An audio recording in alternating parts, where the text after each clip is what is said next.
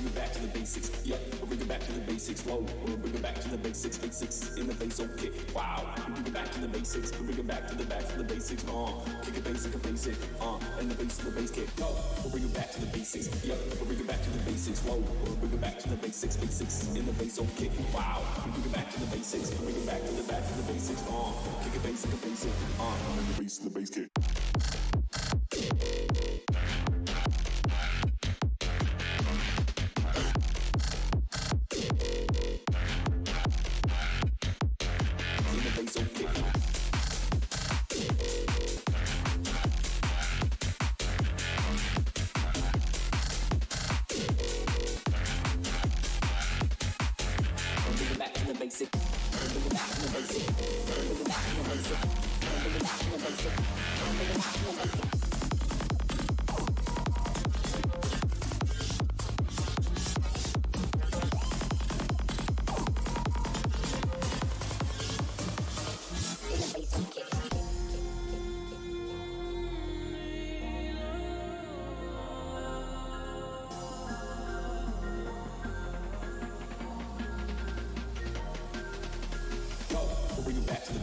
Yeah, we'll bring it back to the basics. Whoa, we'll bring it back to the basics. Basics in the bass, okay. Wow, we bring it back to the basics. Bring it back to the basics.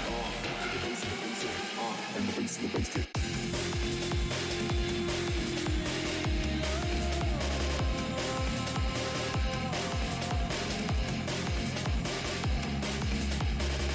And the bass kick.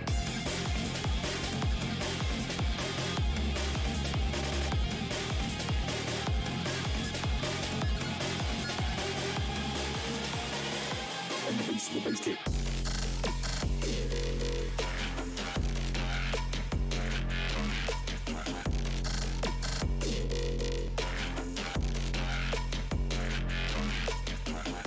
Bring it back to the basics. Yeah, bring it back to the basics. Whoa, bring it back to the basics. Basics in the bass, okay. Wow, bring it back to the basics. Bring it back to the basics. Kick it basic, and the bass kick. Bring it back to the basics.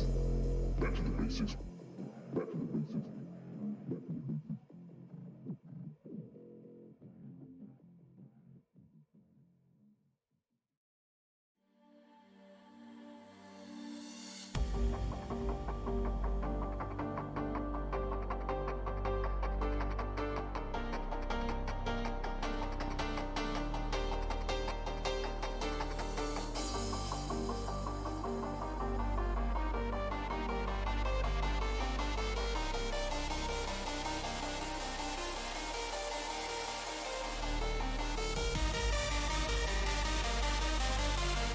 Seconds. Oh, that definitely.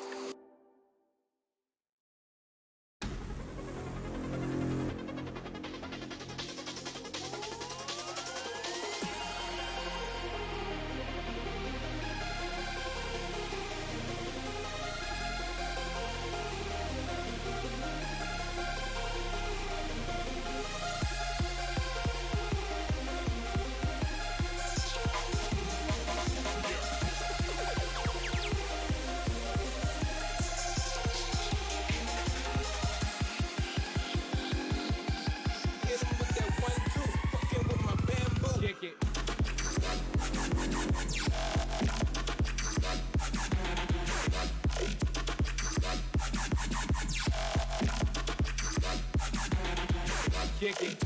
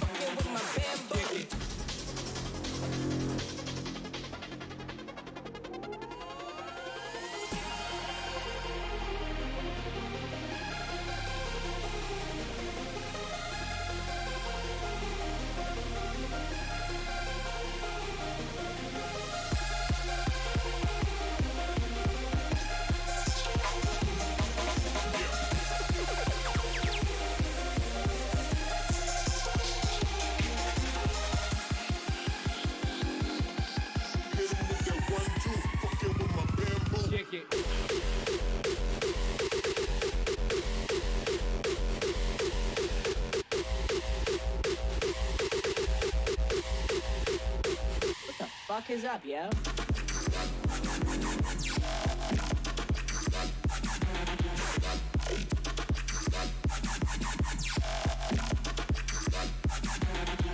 Kick it.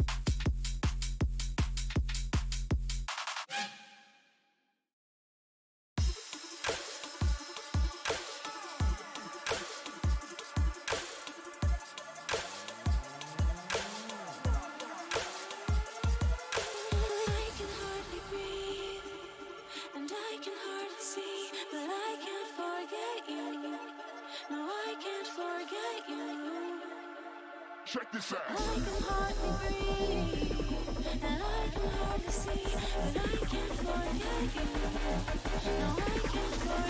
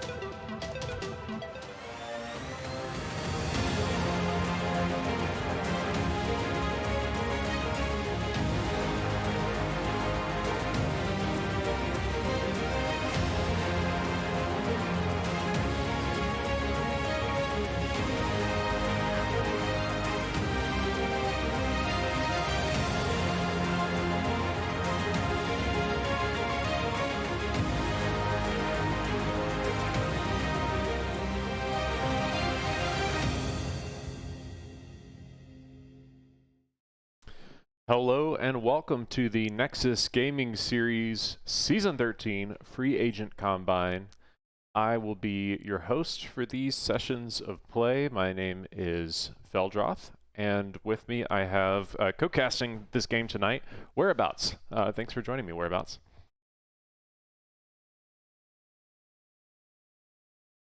Yeah, me too. This should be really fun. We'll have two-set series. Each of those two sets we're trying to fit within an hour and 15 minutes, so we're hoping to run through these pretty well. Let's see here. We're still waiting for everyone to join the lobby as people kind of roll out of their previous games and get ready to jump in here. So while we're waiting for that, the way these free agent combines work is the casters actually choose the maps that will be played. So we're going to first go to Infernal Shrines, and then based on time, we'll see where we go next. I'm going to be choosing, with Whereabouts and I will be choosing which maps that we're going to look at based on a variety of things. We'll try within each series to give these teams the ability to go to a larger, more macro map, while also going to a smaller, more team fight intensive map potentially. So I also want to see maps that force kind of different levels of play within the map itself. So see camps, lots of camps. I want to see lots of macro play. I want to see objectives that they have to fight over and come together as a team, just with the main goal of really highlighting each individual player's skill sets and giving them a time to shine. Anything that you want to really look for, Whereabouts, as we go into this?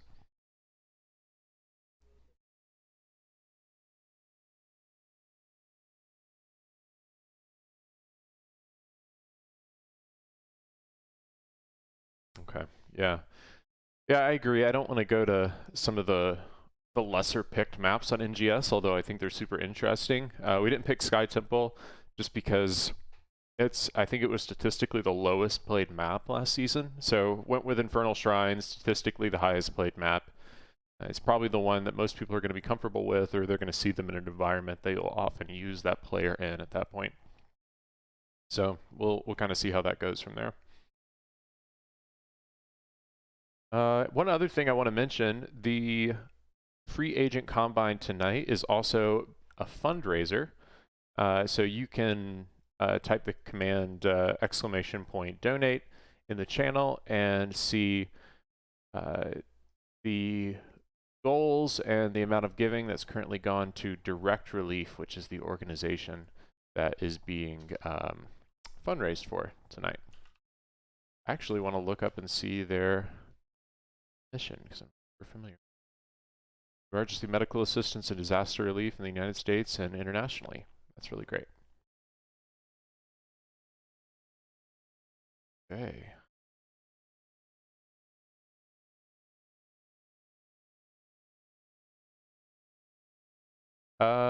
Yeah, let's check and make sure that we have you. There you go.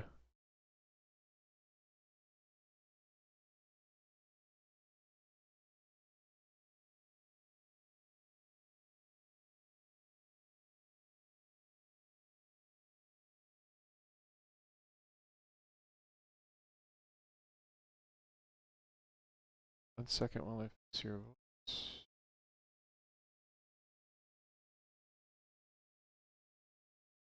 All right. Talk again.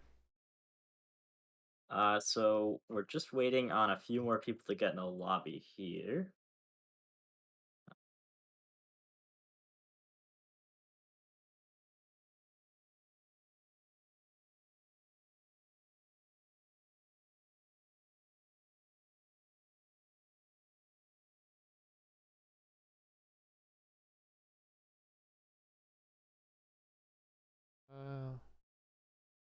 All right, let's see if chat can't not hear Whereabouts. Huh. I don't know how to fix that or why it's not like that already. Or game sound is playing as well. Do you want to use in-game comms even though it's not ideal? Open there for a second for me.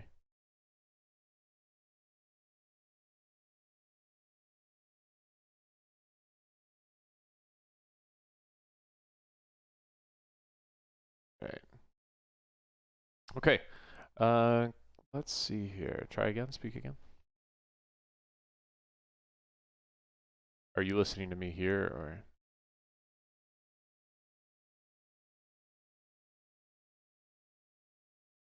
Oh, can hear him now. All right. Well, let's leave that in-game mess. Gotta love some technical difficulties while we're waiting for the last couple people to jump in.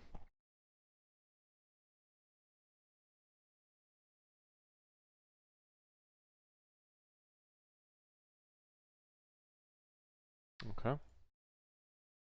We have, instead of Dahaka Flocka, we have Peels on Peels. Do we know if Peels is a free agent?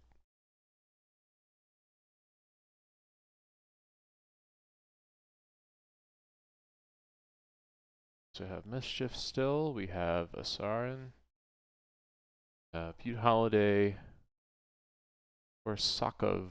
EBE. Charlemagne. And instead of...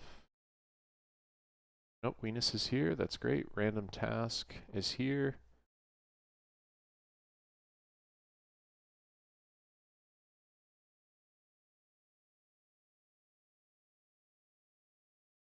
Just waiting on one more until we can get kicked off. That's great.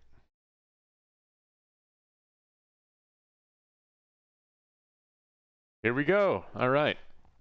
Let's make sure everyone's ready in the game chat and then we can get kicked off here again.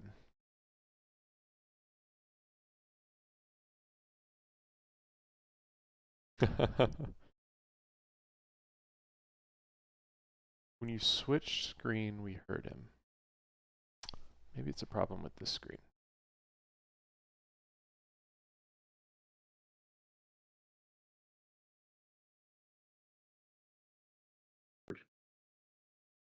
Huh. Try it again? Yeah, there we go. I fixed it. There, we got it. Okay, cool. I'll fix it all the way across the board. It's fixed now, all the way. Here we go. We are very ready. Let's see. Random task, Silver Jackal. We're all here. How exciting. First map, Infernal Shrines. All right. We're going to have to kick off pretty soon here. We're already 8 minutes down. Let's go. Got left team ready. Just waiting to hear something from our Skills. right team here. Yeah, they're not in comp. Well, they actually are in comp, so. H2O said right, ready. looks Let's like they're go. ready. All right, starting. Excellent.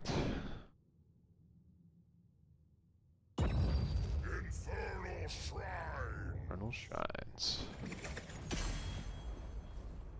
Getting into this draft. Oh, we forgot to mention. So on our left side, we have almost all free agents except for Venus. Venus is a recruiter, and then on our right side, we have Silver Jackal as a recruiter, and then Charlemagne is just a sub for this. But besides that, everyone else is a free agent looking for a team. Yeah, that's right. Chat, let me know, Viper, if you can hear the in-game sound or if I have to fix something once we get a little bit further. Yeah, so we're going to be watching, like you said, everyone but Venus on the side of Leeming's Lasers, the blue team, for your viewing pleasure this evening. And then Butte Holiday, H2O, and Korsakov on the Rainers Raiders red team side. Let's see. Dahaka ban first. That is kind of expected. A little upsetting, but expected. A little upsetting for our resident solo laner here. Not biased at all. Not biased whatsoever. Rhaegar, extremely popular right now. Broken, in fact, with the recent rework that was done. Born insane, you look dripped out, bro. I'm not sure if I'm maybe whereabouts. You can explain what that means to me. You look fresh. You look nice. That's what he's trying to say. Okay, well, I obviously just dated myself for not knowing the lingo, but appreciate that. Got to keep it classy. Brightwing, Infernal Shrines, pretty big map. Value from the globals is to be expected when Yeah. you can just have an objective point that you need to get to on one side of the map, and then you can just have Dahaka or Brightwing or somebody soaking. And that Stukov ban does not surprise me either. Yeah, 3 healer bans. A little bit of a healer choke. Stukov's another extremely good. No music through your personal. Oh yeah, I don't listen to music. Sorry about that, Viper. But I'm glad you can hear the in-game sound. No apologies on the music front. Johanna is a first pick. That doesn't surprise me at all either. She was pretty much a contested early pick before the recent round of changes, but with the few buffs that she got, it just kind of tuned her into an even better spot. So I think Johanna is probably in one of the higher tiers of pick and play at this point.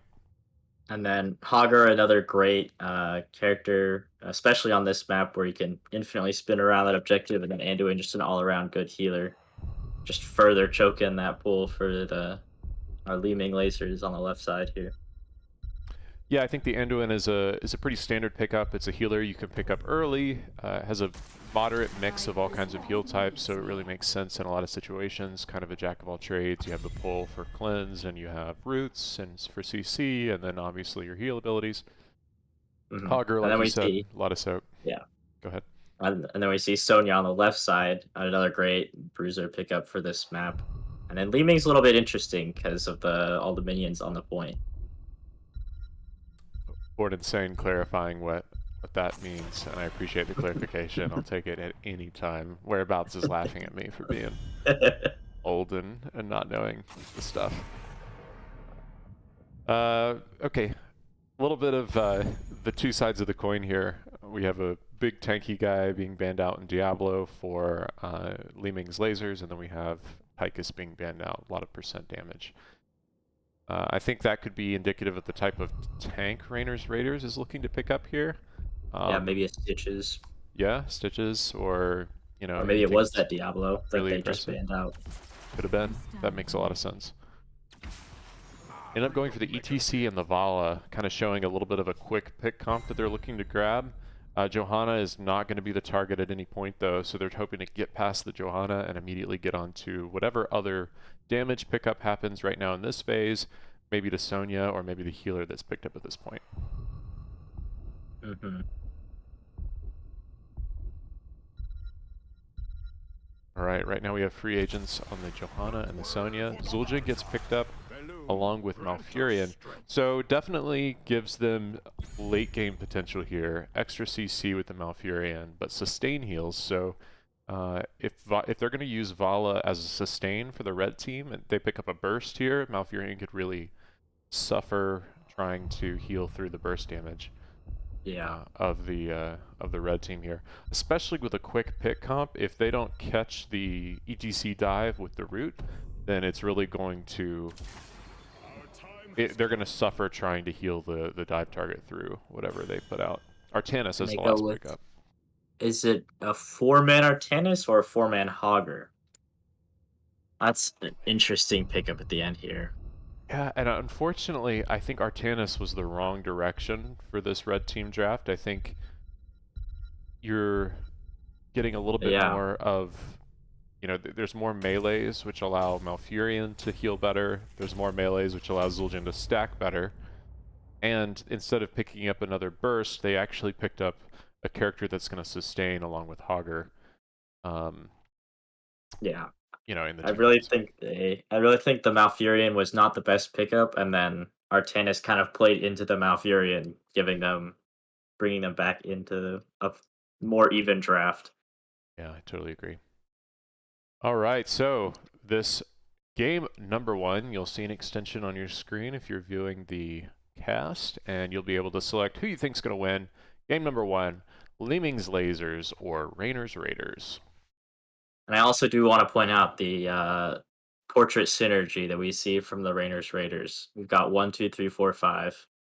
I like it. That's all anniversary portrait related. I think that's a great level of teamwork you're immediately seeing exhibited from people who have potentially just met each other or have never been on a team together. Okay, so as we go into this game, let's roll the. Let's discuss their who's on what. For the blue team, Li Ming's lasers. We have Peels on playing the Malfurion. We have Venus playing the Li Ming, Asarin playing the Zul'jin, Mischief playing the Sonya, and finally we have Random Task playing the Johanna. And on the right-hand side, on our red team, the Raiders, going straight down to bottom to start, we have Bude Holiday on the Anduin, H2O on the ETC, Silver Jackal on the Artanis, Charlemagne on Hogger, and Korosakov, I can't say that, on playing the Vala. That's the most interesting part of casting, is trying to say their names live. Artanis immediately going into solo, so using Hogger in the 4-man for the damage. We'll see how that goes. With the first level talents being picked up, we have stacks on the Artanis, so hopefully the Artanis is looking to stack on that Sonya. We'll see if Sonya lets them. And we do see Red just avoiding any team fighting to feed this Zul'jin right at the start of this game. Yep. I think that's smart. Both Hogger and Vala are going to be getting their stacks kind of anyway throughout the game. They don't really need to fight early to get that. And instead, we're just going to see them kind of avoid and rotate to clear lanes. Wena's staying in bottom to catch that soak. Meanwhile, H2O is kind of letting that wave crash while collecting it without dismounting. Both teams going for their camps kind of right away.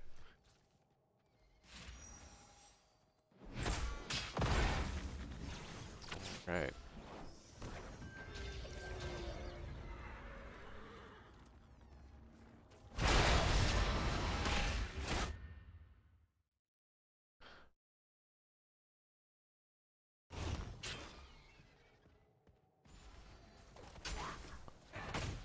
Camp's kind of just crashing mid lane. The blue team, Li Ming's lasers, is going to go ahead and clear that camp out pretty quick. H2O is rotating up to catch the soak and just kind of sit here in this lane, maybe push these things in tower range a little bit while the rest of the team rotates up. While pushing and clearing mid, Raiders were able to go ahead and pick up that bottom camp and allow that to push, which is left Random Task playing the Johanna clearing this lane. A little bit of soak in the bottom lane that could be missed if it's not gotten picked up right away. 4-man instead looking to potentially engage mid. Root going out, Venus getting out as well. Both Sonya and Hogger both chipping away at their bruisers as we speak. That is a benefit of having double bruiser. You have one person to stay in the solo lane while the other is able to take the camp still for objective. Random Task potentially checking this out. Maybe not having the team coordination to look for an invade, but definitely aware. Venus catching the soak top while Sonya finishes up on this camp. Silver Jackal may get caught up here with 3 assassins being... 3 assassins rotating. Silver Jackal's trying to get out. He's rotating so close. He ends up going down. Whereabouts, could you remind us of who the free agents are on each side? So on the left side we have everyone except for Venus, who is playing the Li Ming, I believe. And then on the right side, Silver Jackal is not a free agent, and Charlemagne is not a free agent. So we have H2O, Bude Holiday, Korosakov. Alright, we see that Hogger kind of infinite bounce here for this objective, and it's chipping away at it. It's really making sense. When Hogger starts doing that, you have to start auto-attacking the Hogger as he becomes, comes within your field of view, or push in hard enough to push the rest of the team out and leave them isolated. However, that rotate was enough to really get them that entire objective, even with Artanis staying top for the entire fight. However, the dive goes in. Oh, and it ends up being Zul'jin that goes down. Looking really rough for the rest of the team as a Random Task tries to get out as well. Punisher jump ends up CCing them, and the dive goes out, and that is a dead Johanna. Not looking good for blue team as an easy start. We've got Artanis dying. They had a great early pick on Artanis, and then were unable to capitalize on it by getting an objective, with the Hogger just spinning on it. Yeah, it's a shame. Venus here kind of still poking out has to be really careful of that ETC range. Sonya and Artanis both kind of rotating to their macro soak, while the red team looks at the siege camp, saying, all right, we've got a fort that's more than anyone could hope for out of the first Punisher. Let's let them clear that while we get the map pressure out. Especially a mortar Punisher, which is typically considered the weakest. Yeah, lots of potential hero damage if it's paired with CC, but really easy to avoid. Probably the easiest to avoid out of the three. Yeah. Zul'jin really looking for stacks here, but I want to call out, Zul'jin went Headhunter at 1, which is not something we typically see on Zul'jin at, you know, higher levels of play. I think it's really interesting though in this case scenario, because I think it can be a great talent. You have to really be confident in your ability to get kills on everyone. And I think with this dive team that they have set up, that's a reasonable thing. It's just kind of gambling on yourself to whether it's going to pull off. So I like the gumption out of Asarin here to go ahead and go for that. Invade from the red team onto the camp bottom. Blue is going to go ahead and back out with that. They're not going to fight them, especially with how close Rainer's Raiders are to 10. And with mid pushing, they better rotate there pretty quickly as well. Yeah. So as we get 10s here, we're going to see Rain of Vengeance coming for the Vala. Immediately used on that Sonya. Going to get close, but Sonya will just barely be able to back out. Light Bomb on the Anduin. Mosh Pit from the ETC. Blind suppression goals from the Artanis. We get on the side. Oh, the Blind's going to get... And Mosh. Okay, that's 2 ults out, 3 ults out with the Blind and the Rain of Vengeances, but to great value. That's 2 hero kills. I think they're going to try to convert this into a fort. It was a great sleep from Malfurion. Yeah, that was a great sleep there. Yeah. It doesn't look like they're being aggressive enough to go for the fort. They're still hovering for here, so they might be just waiting for the wave. Great clear from Li Ming on that wave as they continue to push in. But I don't think they're going to get this here before they get 10. No, especially not with Artanis breaking off as well. They don't have that additional person of pressure. Yeah, the Hortipult pickup was, you know, I think great for mobility and also getting on this back line. Malfurion's going to be really weak to those kind of dives, so is Zul'jin potentially as well. Really quick invade with 10s. Random Task really setting an aggressive agenda for Li Ming's lasers. They're looking at this aggressive bruisers. However, with one showing bot and another showing mid, this was a clean engage and a good pickup for them. Great denial right ahead of this objective fight. Yeah, that was definitely great use of vision of the map as a whole. I mean, with how many people they have devoted to this camp, I would like to see someone breaking off to quickly grab this soak, maybe kill that catapult so it doesn't put a lot of pressure on the bottom keep, but you know, this are uncoordinated teams that haven't played together. You know, you kind of want to exclude whatever's going on in comms around like leadership and stuff like that. So, and focus on individual plays. I'm seeing really great stuff out of Feels on Feels in terms of heals and things like that. Mischief has got out of a lot of situations. Great swap from Silver Jackal onto the Johanna. Leap goes out onto Li Ming. As a Falling Sword, giving that Sonya a little bit of survivability. Followed up by a ton of CC, and Sonya ends up going down. Blind is out now as well, so Li Ming's lasers is going to have to back out just a little bit. Unfortunately, the back line of the Li Ming's lasers was unable to get to the front line because ETC and Hogger were just blocking them back, and so they were just able to beat down the Sonya. Yeah, as Bored Insane said earlier, that Hogger spin was disgusting, and we see that again here as they go ahead and take this objective pretty cleanly and easily. It's what it's showing up to be is that there is a ton of frontline, kind of invalidating this this blue team damage here for just a little bit. Really great CC combo with the Punisher onto the Zul'jin, and he'll die. Random Task taking a good bit of damage, but it's Johanna, still has shield up. They're going to walk away. That's going to be definitely mid-port. Artanis soaking top, so they're getting a great XP lead here as well. Potentially mid-peak. Pretty healthy. Yeah, I would love to see this Artanis come down here now and maybe try and knock out this wall. Look for another build before Zul'jin comes here, but Doesn't look like that'll be the case. See a lot of cautious play. I think that's good. They did have 13. They might have been able to push that a little harder. 13, however, is not the biggest power spike for these characters in the game, so they're probably just playing a little safe, refusing to give Zul'jin the stacks because they didn't think they could end there, and I think that's probably smart. Instead, going for a good bit of damage on top, and that's going to definitely be wall. With the well changes, it's been buffed a little bit on maps like this where you can't knock out those wells ahead of objective and reduce the other team's ability to sustain.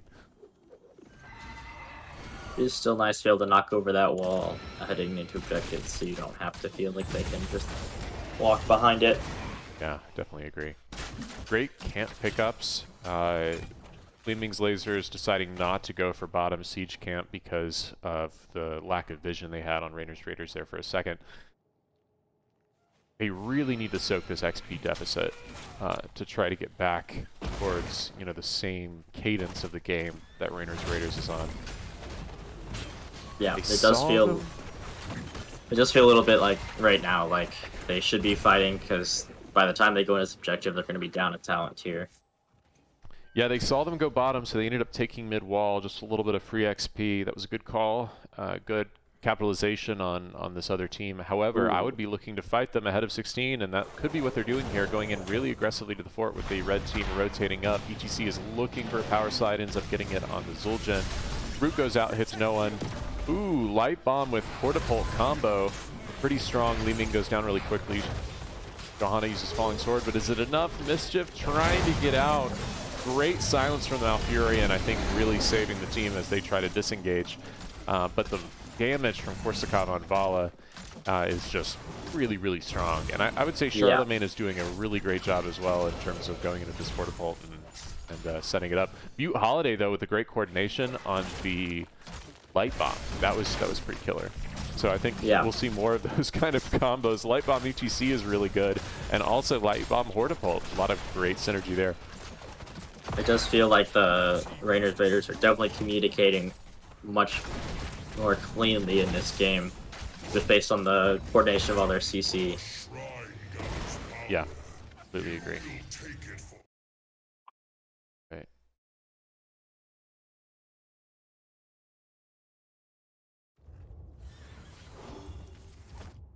Looking at this game with 16, Leeming's Lasers has to play passively, try to get this soak. If I were Rainer's Raiders here, I would look to soak no lanes, or passively soak them but not push the lanes out. You really don't want to drive the XP down the lane to where it can already, to where Leeming's Lasers can pick it up. But they don't have 16, so they're not going to contest top at all. Instead, choosing to push mid. I think this is a much better call here. Get down a fort and maybe even a wall bot, and then go back to defend. Yeah, with all of blue team on the map, I see H2 already doing this. He's doing a great job, maybe showing some of that solo lane background. He's went ahead and pushed into a lane, said, I'm going to grab some soak if we see them all in lane and they're not going to contest this. I would have preferred to see that from a lot more of Rainer's Raiders, I think. I think, you know, you could have to leave one or two maybe on the point capturing it. The rest can go and, you know, defend things a little bit more. Yeah, so now we see both teams at level 16 talent tier. We have the red team's Punisher pushing into top lane. And if they're able to win this team fight, either team, it brings either the blue team much back into this game, or red team can definitely push for a win here. Yeah, they definitely can. Dive going out on the Johanna. Johanna's trying to get out. Ends up using Falling Sword just to escape. I think that was the wise decision. Silver Jackal taking a lot of damage from the tower shots. Leeming trying to follow up, but oh, we see a guillotine from the Zul'jin. Ends up securing a kill. Great precision and a little bit of a show off. I'm really digging the guillotine pick personally, but everyone knows how I play Zul'jin, so. With guillotine. I would have liked to see with that guillotine maybe a root pickup at 13 instead of movement speed. Kind of secures the combo, but that's just me. I think the movement speed is a much better effective damage talent, so we'll see how that damage, hero damage, ticks up as the game goes on, because it's only going to get better and better. we do see that Zul'jin is not stacked the greatest so far in this game. Only at 11 stacks on his U1 Axe quest, and then only 1 Headhunter stack as well. Does give 2% damage, so that's something. Yeah. With the 11 stacks, be a lot farther along with something like Recklessness, but I think, you know, once again, greater upside late game if this gets very long, and it looks like it might if they're able to hold in with that top lane pressure that's going to be so consistent. Yeah, only thing I'm worried about is if the red team does get their 20s first, they can just push the advantage that they definitely already have. 108 stacks on Artanis. Not great for this late game. Mm-hmm. Yeah. You play Artanis a lot. I mean, is that, you know, where does that stand? Probably at this point, you'd want somewhere past 300, 15 minutes into the game. Yeah, I think that speaks to how safe, even with the... Oh, wow. H2O doesn't slide. So close. I think Venus and H2O were both surprised to see each other in that bush and ended up just saying hello. Mm-hmm. I think that red team is just holding back until they get 20s here. Yep, I would agree. Wave of Force from the Li Ming. That's a great interrupt for Mosh. We actually haven't seen a Mosh since the initial fights here because of that. Glass Cannon is very spicy. Orbs is an interesting pickup, I think, here, especially with the aggression we have from their team. I probably would have expected Calamity. Mosh does go out, ends up zoning the Malfurion, and that allows the Zul'jin to die pretty much immediately, not being able to be supported by the rest of the team. It does look like red team might just be trying to end the game here, which is a little interesting. Looks like they end up backing off. They end up backing off, but they have every license to be as aggressive as they want to be at this point. The level 20s and up a person, so forced 5v4, allows them a lot of pressure, and they should at least try to take some kind of structure here. But it looks like they might just back off and immediately go for objective.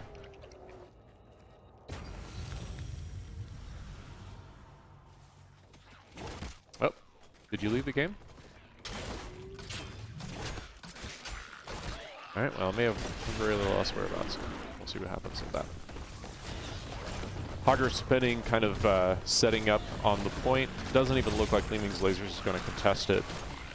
They know that there's a lot of point pressure here. Artanis sitting kind of aggressively, might be going in by himself, but kind of just rotates out as blue team doesn't even look to engage down 20s. Trying to get 20s before this objective goes forward.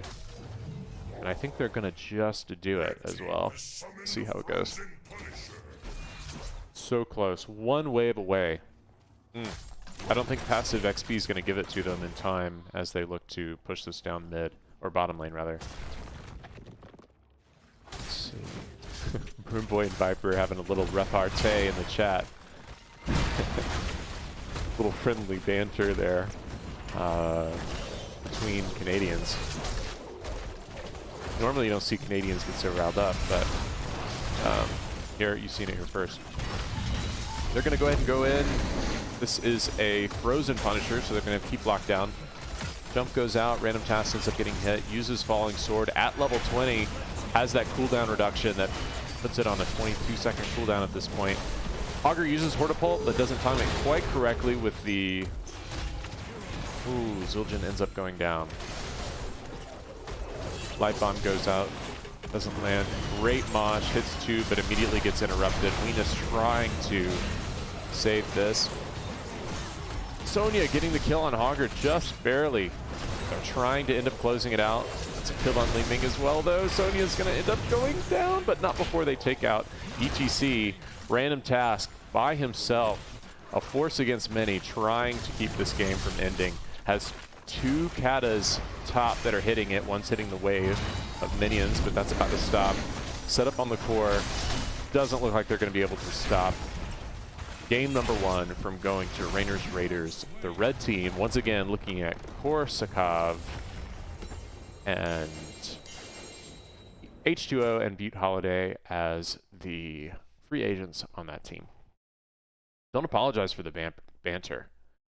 The banter is vitalizing. Do we have whereabouts back? I am back in voice, but it looks like Heroes of the Storm is not responding, so we'll have to restart it. All right. Restarting Right. Heroes of the Storm before game number 2. That is totally fine.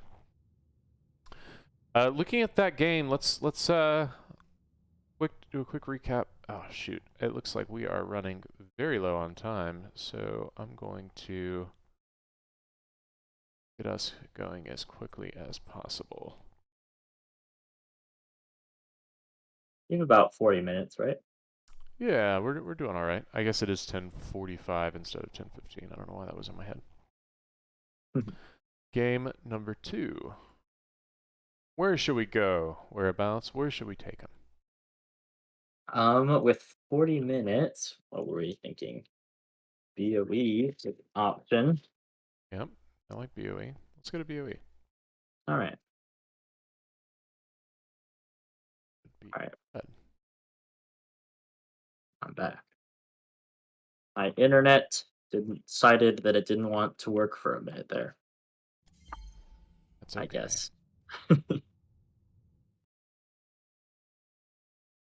Okay, update on the fundraiser. So far we've raised $200 out of the goal of 100, with the captain being the highest donation. Once again, jump in there and donate as part of this free agent combine to support Direct Relief, which is a medical first responder organization that supports people internationally with medical related pandemics and epidemics and problems globally.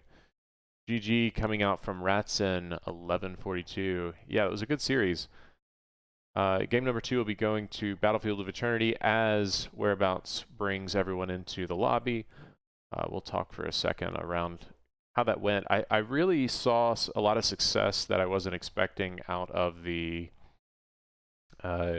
double bruiser paired with the ETC. ETC tends to be a tank that is lacking that staying power because he tends to be a little bit more fragile, really susceptible to CC and being burned if he stays in too long by the enemy DPS.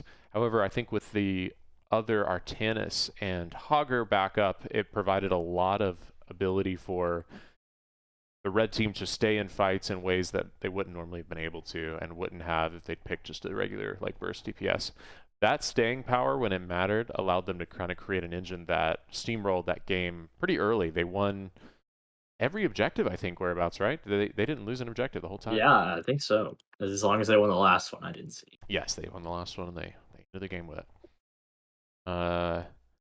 Cecil 257 saying, I want to see more from Peels. Peels definitely gets a shout out from game number 1.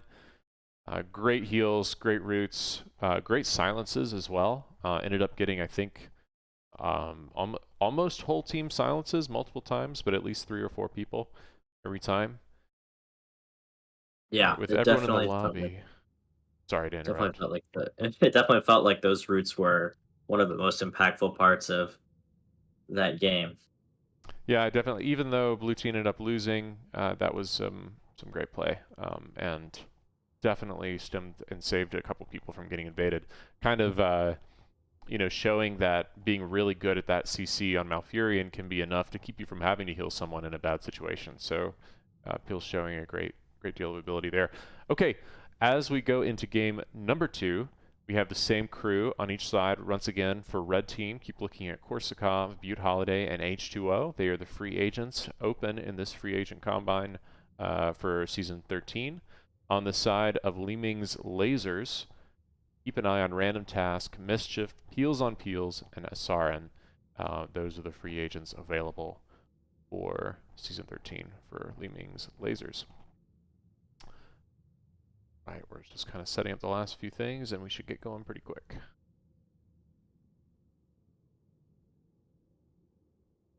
If anyone new wants captain, if not, then we'll go ahead and start it up. We just go for it.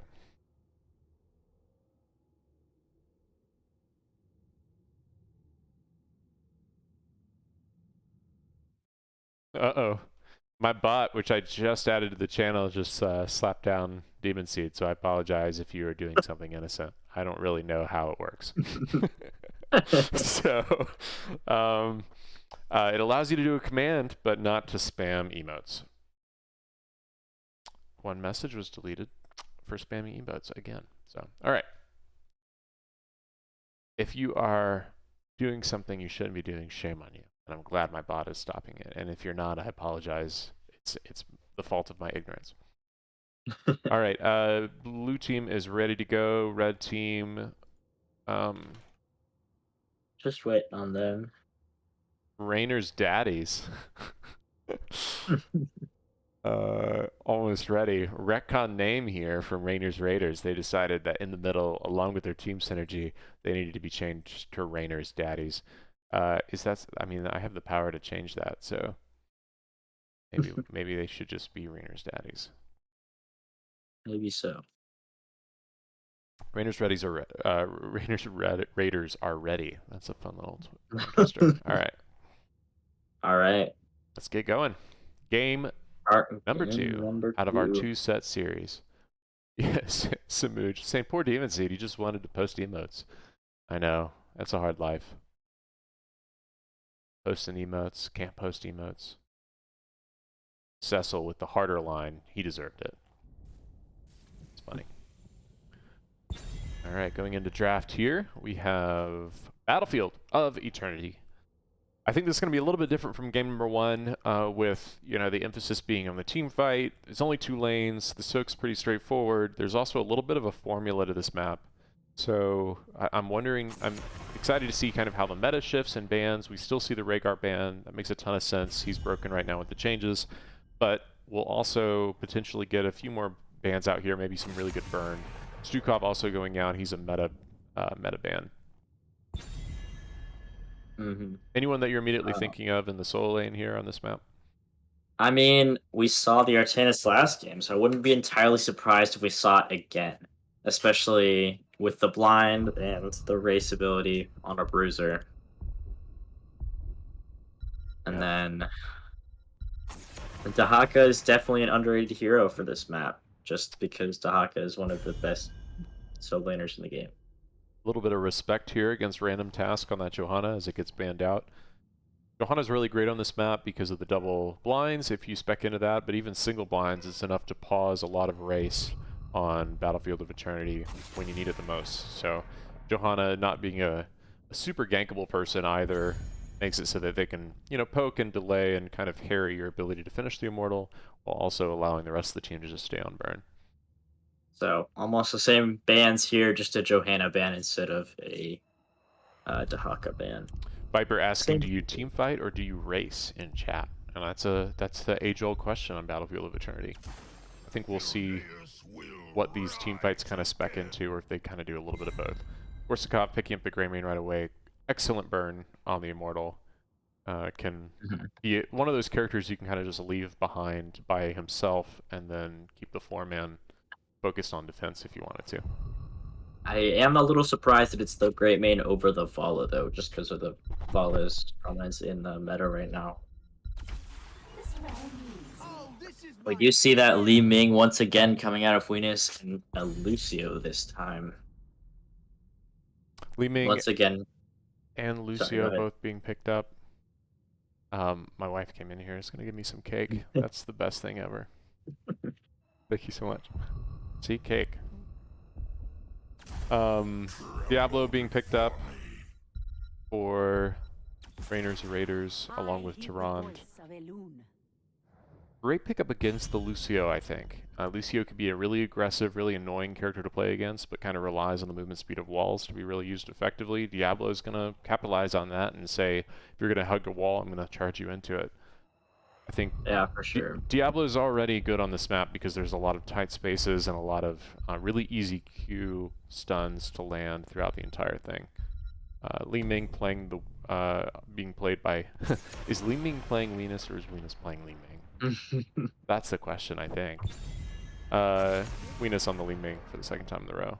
Lunara being banned out, that's a great burn. Would have provided a double sustain rather than a sustain and a burst for Rainer's Raiders, but that's definitely viable in many situations. Tychus being banned out by Rainer's Raiders. Against the Diablo, Tychus is an excellent counter, does a lot of that percent damage, kind of ignores the fact that Diablo's souls are going to make him tankier and tankier as time goes on. Kind of wondering if we see some percent damage pickup here somewhere. The wait is over. We instead see a Muradin and Cassie. I'm not sure if Cassie has percent damage. I haven't played her in a while. But Muradin able to tank a lot of damage, then back out of fights, which is seeming to be what our red team is looking at doing. A bursty team comp, which is a little bit harsh on that Lucio just once again with a more sustained healer. Yeah, I completely agree. I think, to answer the question, Cassia does have percent damage, if I'm not mistaken. We can check her talents in the game if we need to, but I think it's late. It's like at 16 on an auto attack. Muradin is a good pickup. He will suffer from Greymane's percent later on. Tyrande is a very good pickup for the map. Can use the trait on the Immortal as well as give great vision. Really good follow-up CC for the Diablo swap. And so, or flip rather. So I think that could be a great pickup. We do end up seeing percent damage with the Malthael. Interesting. Does Look like we're going for a team fight on both sides, with good race on the Li Ming and Greymane, but besides that, just decent race. Yeah, Sylvanas' race is pretty good over time. It definitely has an upward curve as the game progresses, where, you know, it picks up 13, picks up 16, really turns on their ability to race. Tyrande's going to be an excellent enabler for Greymane, make it even better. Dahaka and Diablo, just great CC. I'm interested to see how they utilize the global, even on a very small map. I think Dahaka's good basically anywhere, I'm sure you'll agree. Yeah. Yeah, he's never really bad. Except Hanamura. Except Hanamura. You've heard it here first. All right. Going into game number 2 of this 2-game series. On the Muradin for Li Ming's Lasers, we have Random Task. Playing the Lucio, we have Peels on Peels. And on Li Ming, once again, we have Venus. Playing the Cassia tonight is Asarin. And finally, playing the Malthael, we have Mischief. And on the right-hand side of our red team, we have Silver Jackal on the Dahaka, Korsakov on the Greymane, Charlemagne on the Sylvanas, Spewed Holiday on the Tyrande, and H2O playing the Diablo. Looks like a pretty normal... Let's see the Muradin pick up in the chat. Make me proud, Peels. Got a lot of Peels supporters in the audience tonight. Pretty normal kind of array here in terms of 4-man bot on either side, sending the soul lane top. Pretty usual. We'll try to give the soul lane some attention here as Silver Jackal immediately makes some headway on Mischief. But with the lane, he's going to heal back up pretty quick. Yeah. Let's look at level 1 talents. A few stacks on the Cassia, that's expected. We do have Dwarf Block to kind of mitigate a little bit of the damage from the Greymane. Gives him some auto attack armor.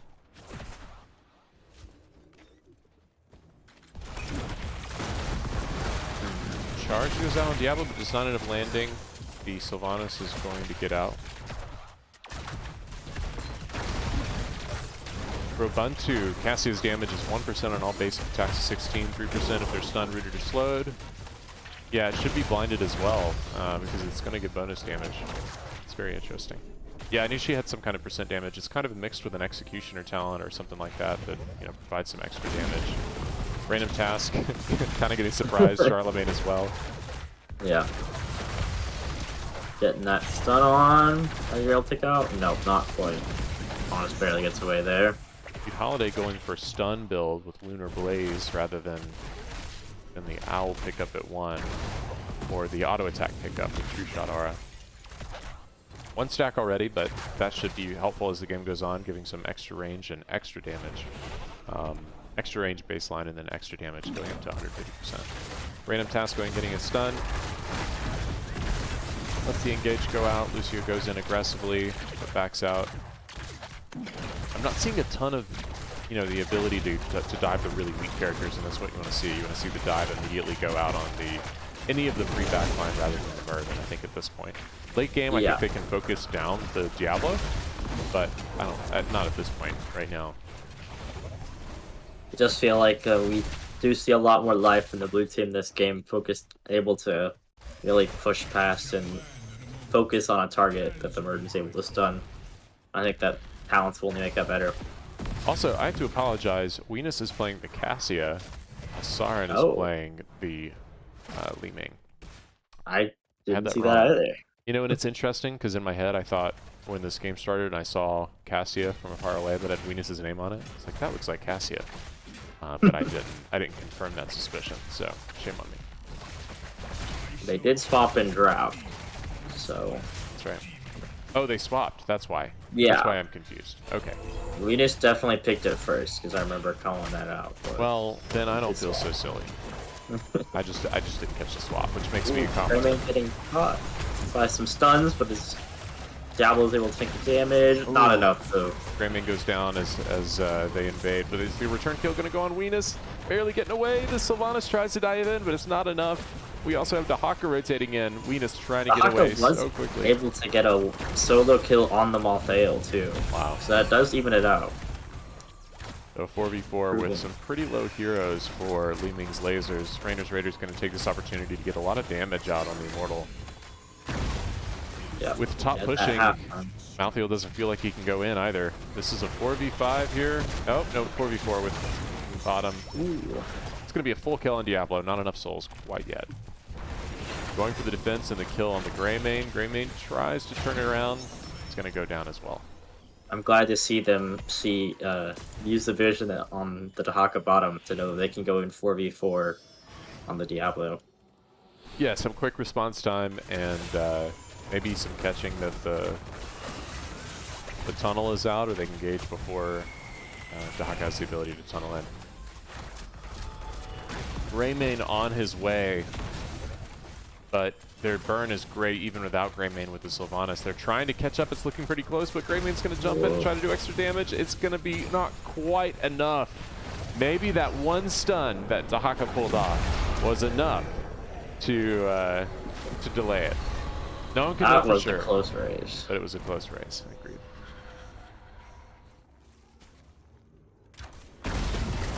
We do see almost all of the red team with full health, full mana, going into this Immortal pushing onto the bottom fort. This time we're Li Ming, we see Calamity build, which is pretty standard. I'm interested to see if we have Mirror Ball picked up for the extra Immortal burn later on.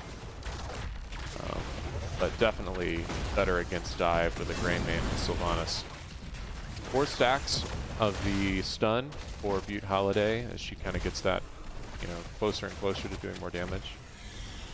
Doesn't need to happen right away. CC's the primary benefit, but the extra damage does help as the game goes on. Both teams just watching to see if the other one starts bottom camp. Surprise stun on the Burden and a ton of burn. Oh. Burden just jumps away just in time. I would like to see the Curse Bullet coming out of Greymane if they're going to continue this focus on the Burden. Just I think that's totally possible.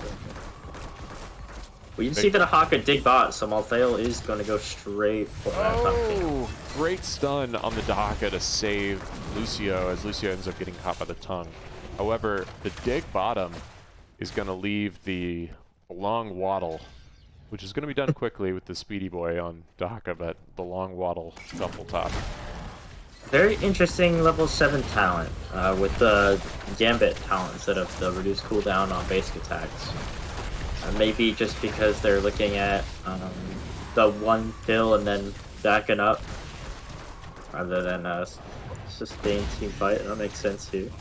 Yeah, I agree. The extra CC helps every little bit, although it looks like they may have a lot. Heavy engage even with the fort down, a lot of low characters. Peels is trying to give the extra push, but ends up getting caught by the Diablo, but that's a healer trade. Ooh. Lunara trying to pop off as Is Murden Greymane tries able to get the away. kill? Ends up leaping. Oh! Oh, Greymane doesn't get him. Murden leaps out in the crazy like juke of the century, and Random Task gets away as Greymane tries to secure the kill and just can't. The Greymane kill right before this is really strong for Li Ming's lasers, as they are going to do some damage right away. yeah. And both teams pick up 10s here. You saw Malthael go into the last rites and immediately use it on Dahaka, but Dahaka has Burrow, so Gotta hold for Burrow. Be warned, allies. I move to new Dahaka's gonna Burrow. I've always said that. Mhm. Li Ming goes Repulsion, High Five on Lucio, Avatar for Murden, and Ball Lightning on the Cassia. And then the rest of the red team, we have Starfall on the Tyrande, APOC, Mind Control, and Cursed Bullet. I am glad to see that Cursed Bullet. I think that will only help their kill potential on the Murden.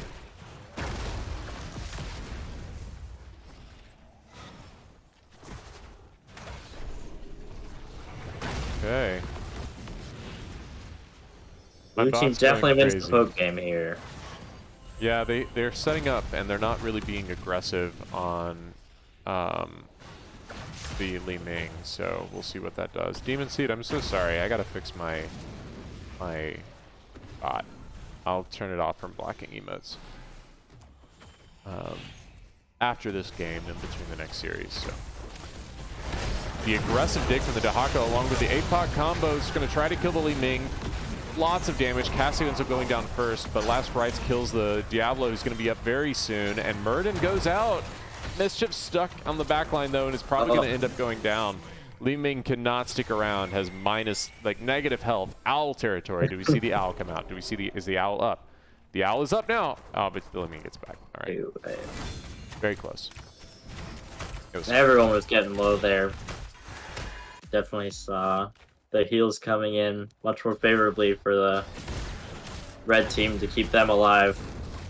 Yep. However, just that burst healing. you're not going to get up in time and just barely end up losing this Immortal. But this is a baby Diablo. Ooh. Oh, okay. Diablo kill right ahead of Immortal is pretty strong. Could lead to a really quick clear and a very neutered push for Rainer's Raiders. Yeah. Even though they have the wall down, the towers are still up, they're going to do a lot of damage and be aggressive. Great leap and stun, and that combined with Peels' push is going to be enough to keep him from teleporting and just barely secure the kill. Great, follow-up and coordination for Li Ming's lasers.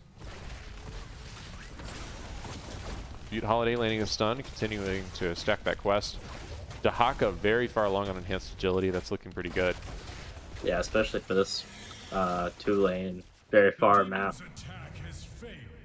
Yet we have not seen the end. Demon Seed, thanks for being cool about it. Appreciate you watching and participating in the channel, even if it's in a way that my bot hates. Camp goes out for Li Ming's lasers. Dahaka is in return catching this bottom camp. Without any competition, he sees the Malthael on the map. Really heavy engage. Random Task tries to get out. Random Task with the immediate disengages with no health. That is the story of this game, and unfortunately, it's on Murden, of all people, who's just going to heal it right back. That is incredible. The CC chains that are coming out for Rainer's Raiders is really, really strong. Great, exchange of damage here in the mid lane in this follow-up engage. Random Task, I'd love to count how many times he's been below 100 health and not dead this game. Because I think it's now at 3, which is crazy. Sounds right. Yeah. Yeah, for 11 minutes into the game, that's pretty crazy. Mind Control goes out, doesn't grab anybody. And a little bit of damage going into this wall. Not a lot, but a little bit. That's okay. We're going to go ahead and start Bruisers. Cursed Bullet on the red side here, going into this Immortal phase. And almost all ults up on the side of the blue team. Just Avatar down. Viper bringing up the true conversation again, which is there enough cake for everyone? there is enough cake for everyone in the room with me, which is myself. So yes. There's infinite also channel benefit. There's infinite cyber cake, but you have to find it. I'm not gonna tell you. So, little treasure hunt for you. Diablo is kind of stepping out, botting, gleaming, trying to get a little bit of poke damage. Does it pretty well. Vision on the owl is going to have peels revealed. Does he look or move? But he's not being pressured, so it's okay. The Haka is able to push out bottom with his burrow off cooldown. Malthael just cleared out the camp pushing in top, and is now going to have to go push in bottom. Diablo is... I mean, I want to see them step up a little bit more aggressively, which is what they're doing now. H2O stepping in, popping the soul shield. Lucio tries to get away, ends up getting away. Here comes all the damage on the Murden. Does he get out this time? Too many things. He pops the unstoppable from Peels and lives. And he gets away. Is he below 100 health? Oh! Oh my god, No he lives way. again. No way. Oh my goodness. A random task combined with Peels on Peels, providing the absolute craziest, lowest health things. I haven't been this excited watching a game of Heroes of the Storm in a really long time. Those are crazy saves. The amount of damage that we see Raiders pumping out is crazy in a small amount of time. Greymane very low, ends up turning around, but enough heals from Few Holidays Strong to make him feel comfortable engaging again. H2O getting a little bit low, but is continuing to rotate. That soul shield goes in really aggressively, goes down though, and that's a full death. Along with the stun on the Sylvanas. It's a 4v4 now again as Dahaka burrows in really aggressively. Random task once again. The Soliloquy of the Century at low health is going to live and stay in, and they get a return kill on the Tyrande. Silver Jackal kind of on an island now, wants a bush so he can do his quick huddle. Doesn't quite get it. The body block, that was pretty good, and ends up going down. Honestly, and that's a 5-man kill. Oh, that feels so bad for Raiders. They had them so low so many times, and I can't do anything but laud the Burden and the Lucio for some really, really excellent synergy and play right now as they stay alive against all odds. Consistently really keeping this thing. Yeah, I would say so. Diablo is able to find those engages, finds the great charges, finds the setup for the team. Ute Holiday doing a great job of following up on those things with stuns, with the damage reduction, everything. It's just crazy. Broomboy said 9. That may be a reference to how low Random Task got. Maybe we shouldn't be counting how many times below 100 he gets, but how many times he gets below 10. It's all about perspective. Leaving's lasers getting objective with a really nice shield. It's going to allow them to finally balance some of this macro pressure they had. Very low from Greymane, but he's going to walk away. Starfall I would love to see the Malthael up here pushing with this here. I think that they could get a lot more done. I mean, potentially. I think they're going to get front wall out of this. I don't know if they're going to get more. They may not even stay with it as it goes to front wall. Him staying bottom does put a little bit of pressure against the Dahaka to keep him from feeling like he can just dig top, because he knows he'll lose value bottom if he does that. So that's true, but Malthael on his own doesn't provide a whole lot of siege damage. Yeah. Outside of just killing minions. Getting pushed off by the Dahaka. Aggressive engage from the Diablo on the Lucio. Pull comes out. Peels trying to get away. Does get away and lives. Weenus very low. Goes in aggressively. Tries to kill the Sylvanas. Doesn't quite get it, but does a lot of damage in the meantime. Muradin kind of stuck on an island. Ooh. Is this finally the moment? Yeah, this is finally the moment. It happens. He goes down for the first time in this whole game, which is amazing to say. Dahaka dying 2 times, I think, so far. Yep, and losing a little bit of value on his... Diablo is going in deep here. Drag. Off Soul Shield kind of by himself. 2 dead, they know they can be aggressive as they want to, but still don't want to isolate. Too bad. Not quite getting the leaving there. You either go for a camper or you try pushing the wall. This indecisiveness is not getting a whole lot done, for sure. Yeah, top lane pushing is going to provide, you know, a lot of pressure, especially with that bruiser camp there. And just consistently spawning minions. You'd Holiday throwing out those stuns constantly, chipping away, getting towards that completion. Let's see how this progresses. I mean, the pressure is balanced, assuming, you know, Mischief's going to come up here, he's going to clear this camp. There is a 5-man, so we don't want to see them step up for a team fight, although we could see Rainer's Raiders position aggressively for this rotate, which they end up doing. They're looking to attack right away. We really need Malthael with the team here to defend for Living's lasers. Great rotate behind from Silver Jackal. Stun goes out. A lot of damage. Living goes down right away with the charge, followed by the Muradin. So much damage. Last rites will kill the Diablo. He will be up quickly, but not be as beefy. Venus does end up getting away. Yeah. That's definitely going to be halftime. And, you know, not being in a position to go in, this is probably going to be the full Shield Immortal. Yeah, especially with the Diablo already back up. Over the souls. But that does mean he is a baby Diablo going into the push. Let's do a talent check. We saw Cassia go for Static Electricity at 16, which gives more charges of Lightning Fury. Pops that up to 3, and then also shoots an automatic free one every time you use an E to every hero within range. So it can really stack that level 1 right away, which you see is at 99 stacks. It's pretty good. I'd say that's above average for a Cassia at this point, you know, late game, level 20s. And doing some pretty good damage, as you can see by the damage numbers. Diablo's lurking for an engage past this fort here. Yeah, blue team has no idea as well. I'm kind of surprised he didn't step up and just switch someone. Ends up going for the Li Ming, but doesn't work. And she teleports away. Mind Control grabs the Muradin, but he's not who you want, especially when you use your CC already. They end up trying to return to get the counter kill on the Greymane, and he's so low. It does end up going down with that extra damage. Are they going to chase the kills, or are they going to defend the Immortal? Looks like they're back in defending Immortal. Ends up being balanced, though, with Malthael going down as well. Ming could potentially have...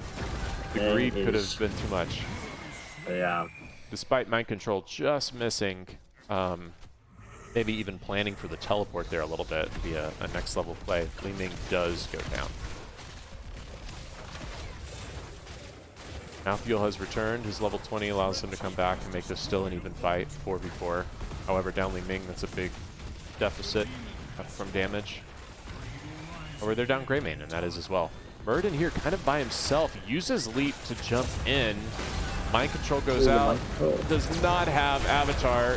We need to try to engage to make you know, something out of this. And they're looking aggressive, trying to go in. APOC not able to go off well. Lots of damage on the H2O. He ends up dying. Silver Jackal really low. Butte Holiday low as well. The return heal does go out on Lucio. Karan is healing through this with the auto attacks. Malthael trying so man. Oh my goodness. Do it. 3 so low. But Butte Holiday playing that Tehran, you know, if you allow Tehran the ability to auto attack a bunch, she heals a bunch. Funny how that works. And, you know, in that situation, they can just heal right out of it. So definitely definitely another way. Definitely going to be a keep going down. I'm gonna ignore the keep and go straight for the core. Yeah. But without Greymane here, and Li Ming gonna get the Sylvanas today. It's the kill. The Haka Tehran, not the best core pressure, especially with shield being up. Ends up getting the double kill. Sylvanas and the Haka. Li Ming making up for that read earlier. Yeah. We do see Mirror Ball, which we talked about earlier, provides, you know, the ability to still go Calamity, but mixes it with some Q pressure on these Immortals, gives a lot more pressure and a lot more damage there at that point. Upgrades to Repulsion. No one can stop death. We've already seen that used once as Malthael returns up on death. I think that's smart.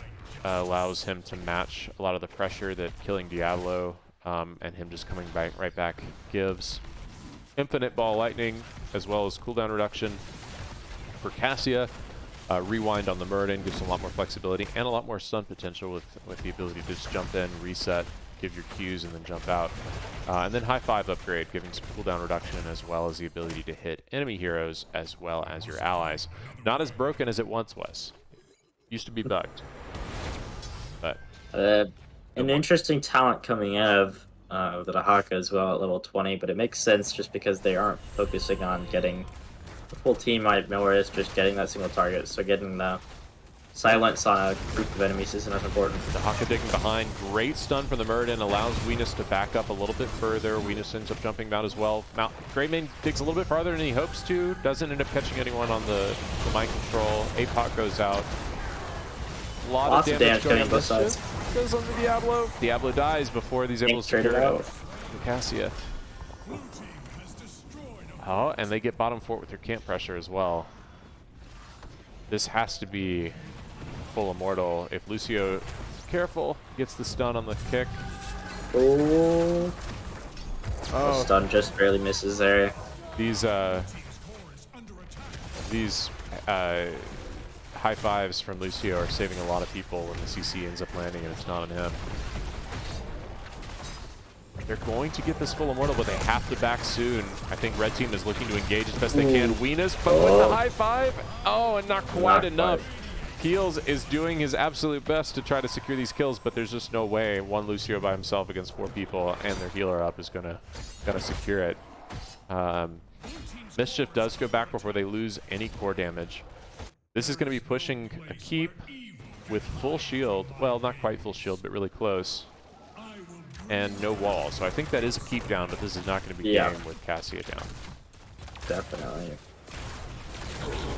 You try to get there as a group? I don't think so. I think they're making the right call from the blue team's perspective and just pushing that lane out as far as it goes.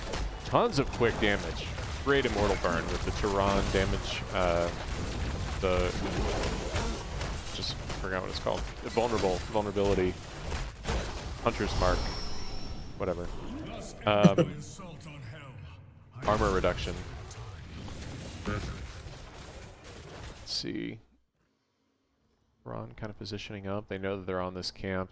If they had a full team, they would probably invade. Dahaka can go from anywhere, but I think they're playing a little bit more passive. You know, this is an opportunity for Raiders to play as passively as they possibly please, and that's kind of what we see them doing here. They know that during the next objective phase, they can defend and just kind of play it by ear and sit this as long as it wants. However, I must say, in the spirit of time, we have to end this game soon. So we have 2 minutes left until this block is up, and we've got to maneuver back into getting a new rotation of people here. So I do think the next Immortal wins the game either way. So yeah, I would say so. They just need to do it in 2 minutes, which isn't going to happen, but I can request. Well, the next time block being the last is a little bit helpful too, because we're not going to throw off the rest, so that's something. Yeah. Ming just gets out before the Diablo charge position on the wall. Better be careful. Ends up using the blink. Tries to hit on the Lucio. Lucio's trying to get away, but it's going to go down so quickly. The rest of the team just knows they have to get out. Tongue goes out, but the Dahaka dies almost immediately. And that's going to be followed up by the Tehran. This is very quickly rotating around. Mischief dies, and so does Greymane.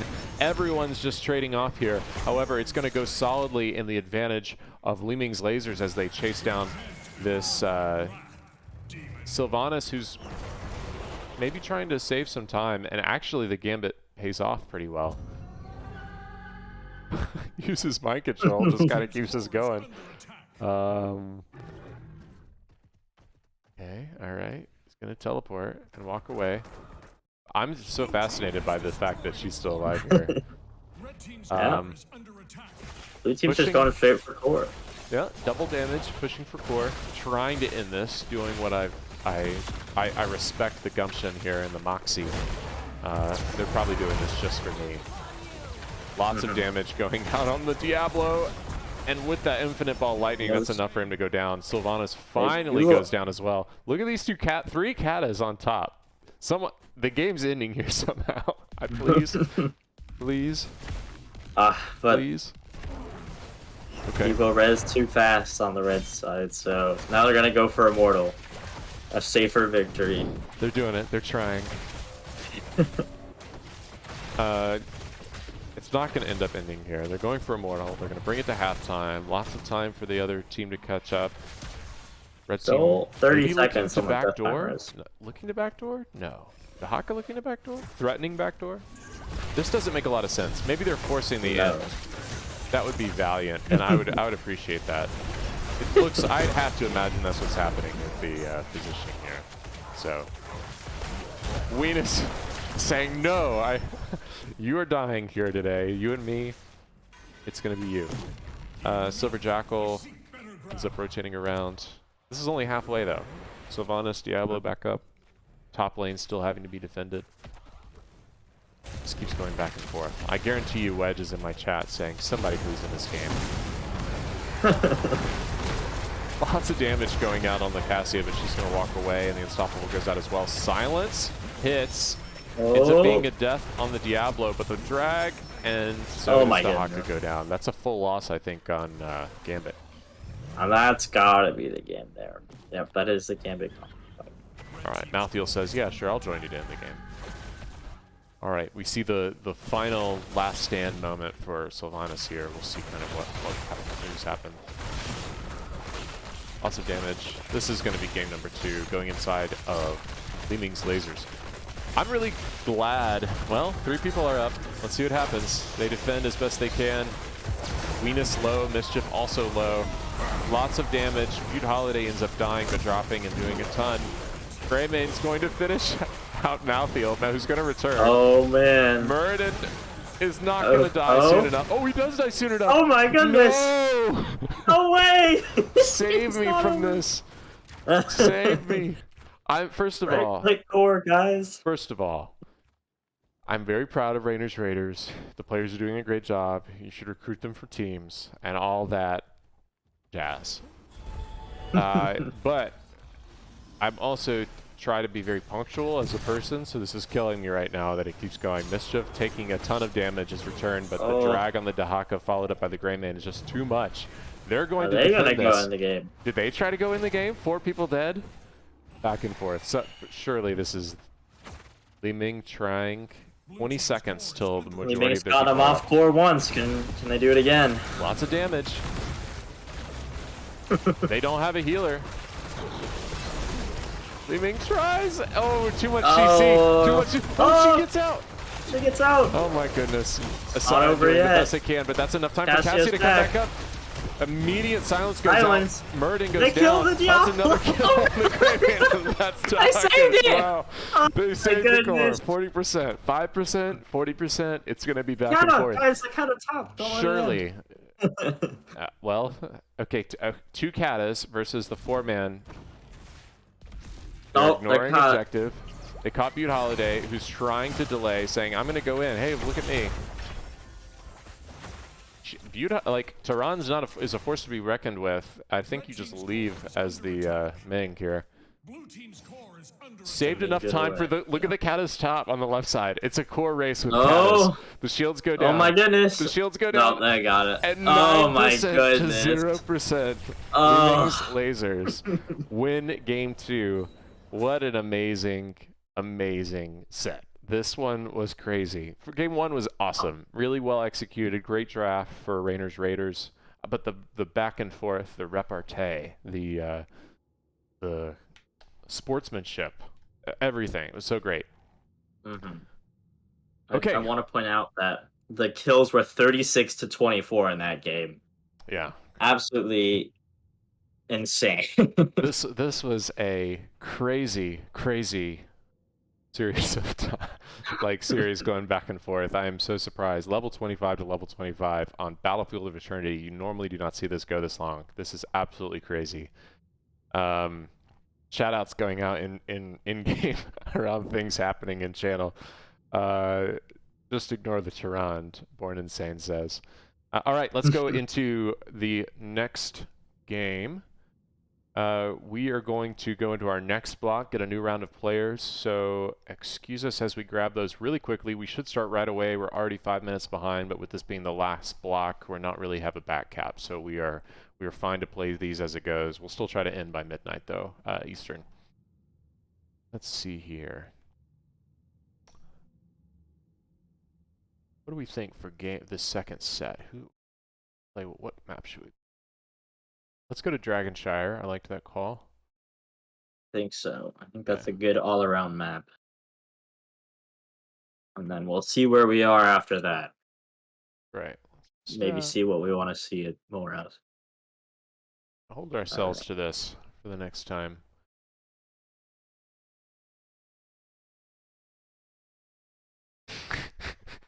Chat just absolutely freaking out like I was as that game went on. Very close. Rackham just saying, I wanted this game to go for another hour, and I couldn't agree more. That would have killed the whole schedule. Wedge would have killed me and died, and killed all the players for ruining their excellent hard work. But it didn't end up happening. It was a great back and forth.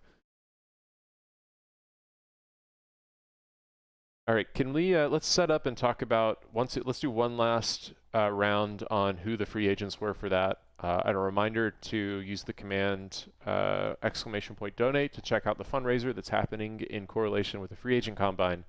It's supporting and benefiting the Direct Relief, which is an organization that brings medical aid and first responder support to countries all over the world. But based in the U.S.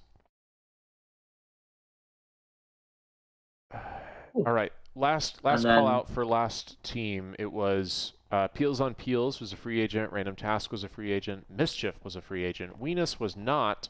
Asarin was a free agent. That was the free agents for Leeming's Lasers. For Rainer's Raiders, we had Butte Holiday as a free agent. H2O as a free agent, and Korsakov PBE as a free agent.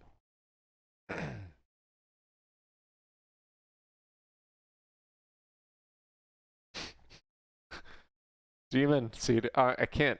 Everything you do is wrong, and I wish it wasn't so entertaining. Let me fix that right now as we're going into this.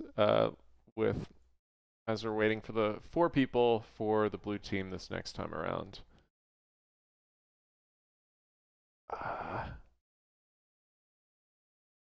Spam protection. Okay, let's disable excessive caps. Let's disable excessive emotes.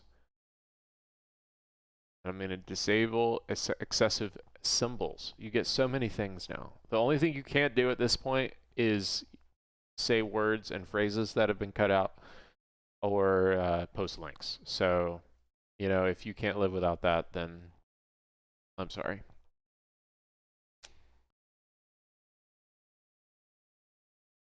All right. For this game number 2, we have Leeming's Lasers versus Rainer's Raiders. How close are we going into Dragonshire as the first map of the 2-game series with our new team? Let me quickly add their names to my list here. Can you tell me who? Actually, I've got it pulled up. Never mind. We have Butte Holiday on the blue team. Korsakov also on the blue team. Silver Jackal is staying on the red team. Ektar is joining on the red team.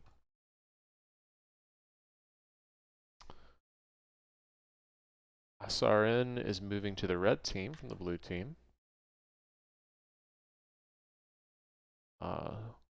Solamer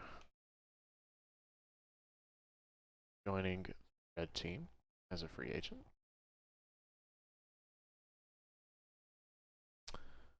And Moxzilla Joining the red team.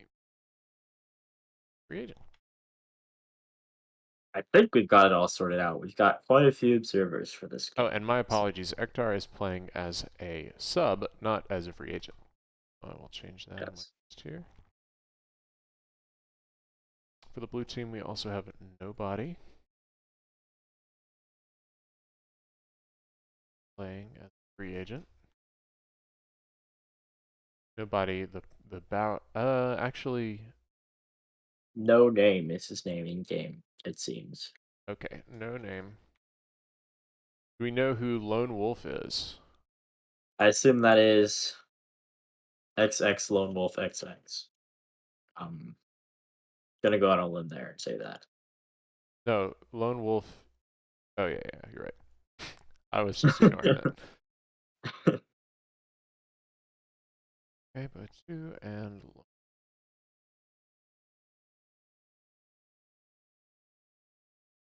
Looks like everyone's in the right spot then.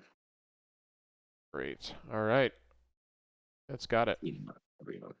No name. Oh, Holiday, Corsica. All right, perfect. Lots of observers for this series. We have Rackham, we Yeah. have Jake Yaz, we have Arco. Everyone's watching. Everyone's observing. Oh. Oh, Looks like no name was not correct. Actually, for something else. Oh, I see. clever. Ah. So this person named Nobody, which really seemed like no name, is being replaced by Jake Yaz.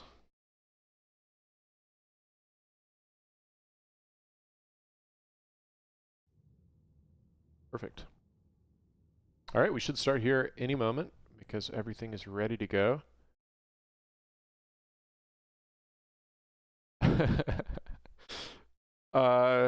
We need to delete demon emote. Yeah, I'm gonna create a currency chat, and it's going to be demon deletion credits or something like that. Or maybe that's a redeemed tier when I finally make partners or whatever that looks like. Positive colors. All right. All right. So going into this game, it doesn't seem like anyone has wanted the captain. All right, let's get it kicked off. Wait, that's blue team ready. We're just waiting for red team to ready. And toss out the question here. Try to get us moving as quickly as possible.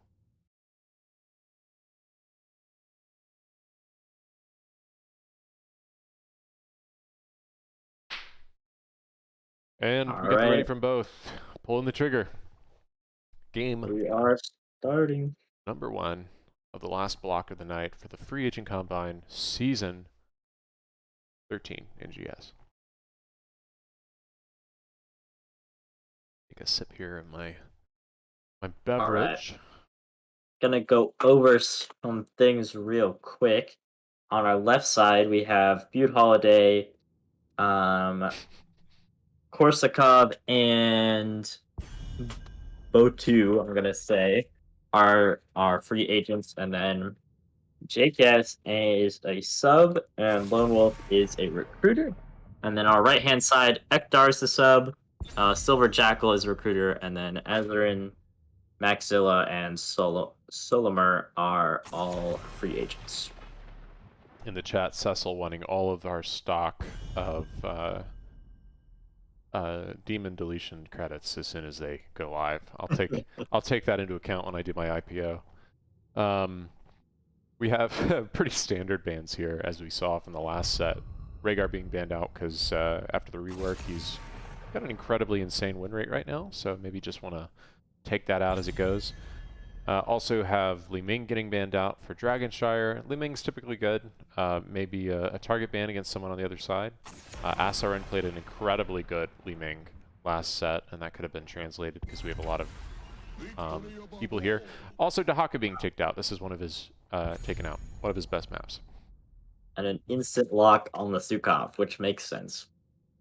Cecil, Sukov isn't a great healer right now. to answer your question, if they can actually be used to delete demon, I think that should be the highest, almost impossible to achieve tier of said credits for redemption. So I'll probably lead you on a quest to redeem multiple things and assemble the the ultimate combo Exodia pairing to execute on the deletion. And then I'm sorry, Demon Seed, when that happens,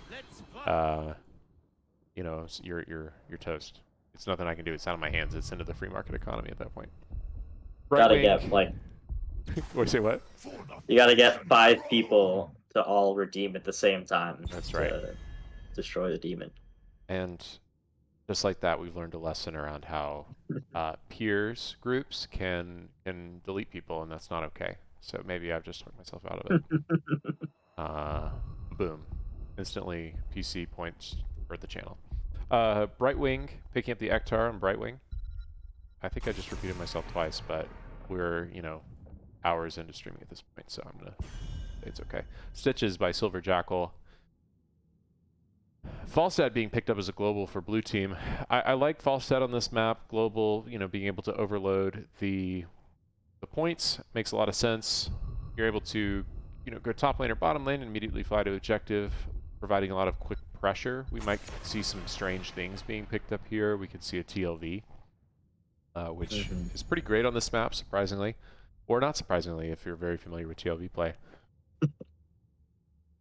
That we see 1 global on each side, so still even there. Healers picked up both sides. We've got Greymane being picked up here, and then an Alarak, which is nice. choice. Sarin getting the Li Ming banned out, but ends up picking another mage, a very volatile one when Alarak. I'm intrigued. I want to see it. I want to see it succeed. I want to see the amazing play. SRN is a free agent, so looking to really show off in style here with their bests. You'd Holiday picking up, the very meta healer in Stukov right now. Same with Ektar and Brightwing, meta healer in general. A little bit nerfed, popularity going down after the buffs, or the recent changes, but still great for the map. Junkrat and Sonya being picked up as the last 2 picks for blue team.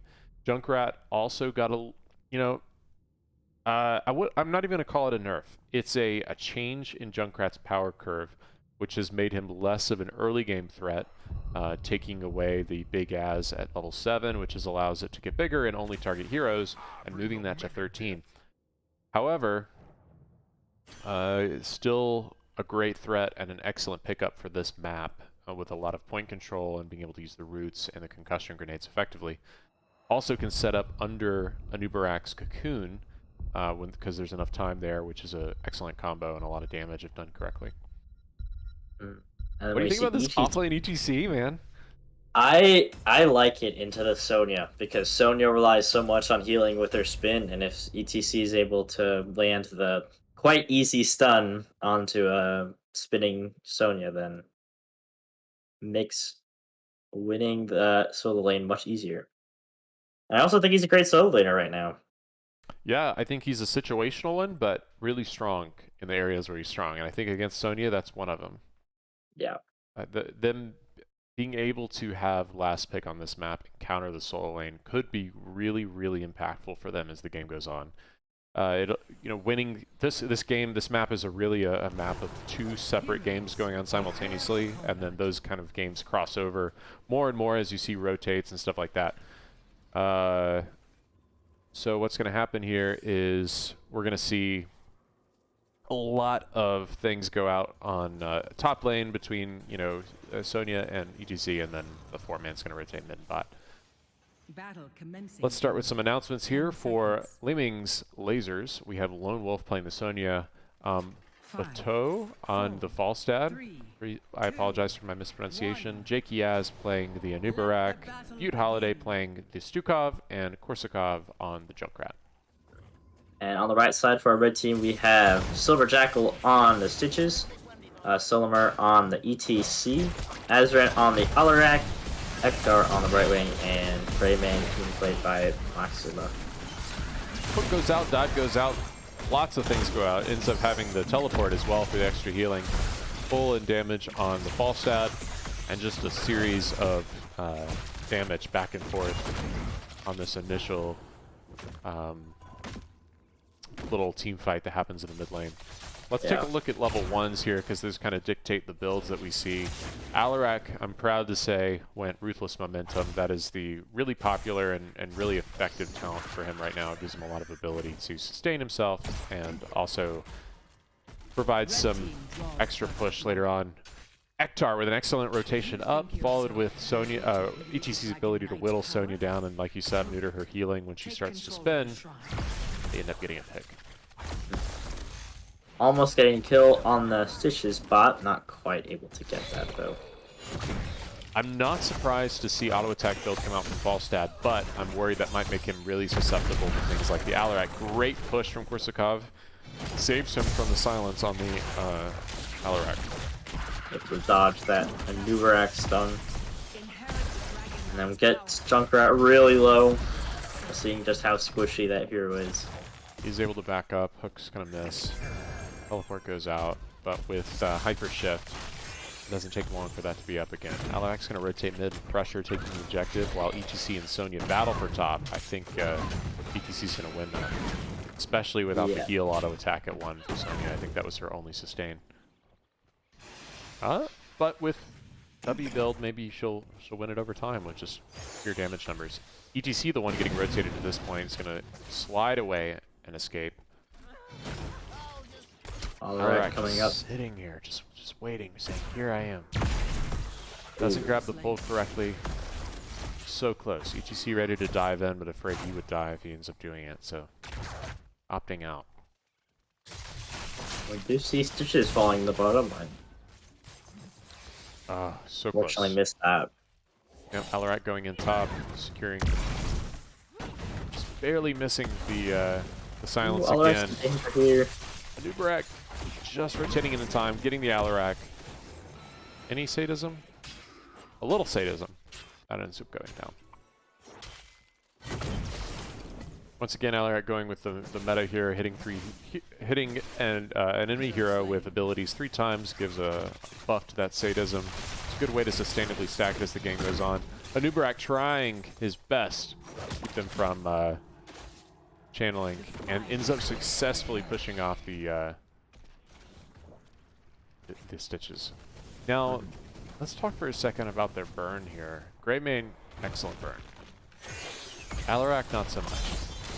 That goes out on the Alarak. Greymane finally here. We're gonna see most of the team staying bot while the Dragon Knight stays middle, just splitting up that defense. Mine over the wall to get Alarak over, and he's going to fall. It's going down. Great silences follow up. However, no mana on the Junkrat. Interesting how that works. No, I'm just kidding. No mana on the Stukov and the Anubarak, so they're going to back out. Probably reset here. Maybe grab some soak before they do this. Bit of a hard start, but I would say probably a late game team here or at least a mid game team for Rainer's Raiders. Nice knockbacks on the Junkrat from Korsakov. Yeah. Doing a great job. Not quite landing it with the Alarak. Still going the meta talents with the extra range. Extra healing on the Stitches. That's interesting as well. And we see an unusual build, I'd say, coming out from Junkrat. That's not meta and could be chosen after the changes. So and in response to the changes. It is interesting, but it seems to be working quite well for him. Especially with all of the concussion ones he's been able to hit. I'm interested. I like seeing the Falstad top soaking, getting benefit out of that, out of stacking his level 1 quest, while Sonya focuses on camps. I think we could see that more and more from him. The Rude knockback as the game goes on. ETC is playing this really well as well.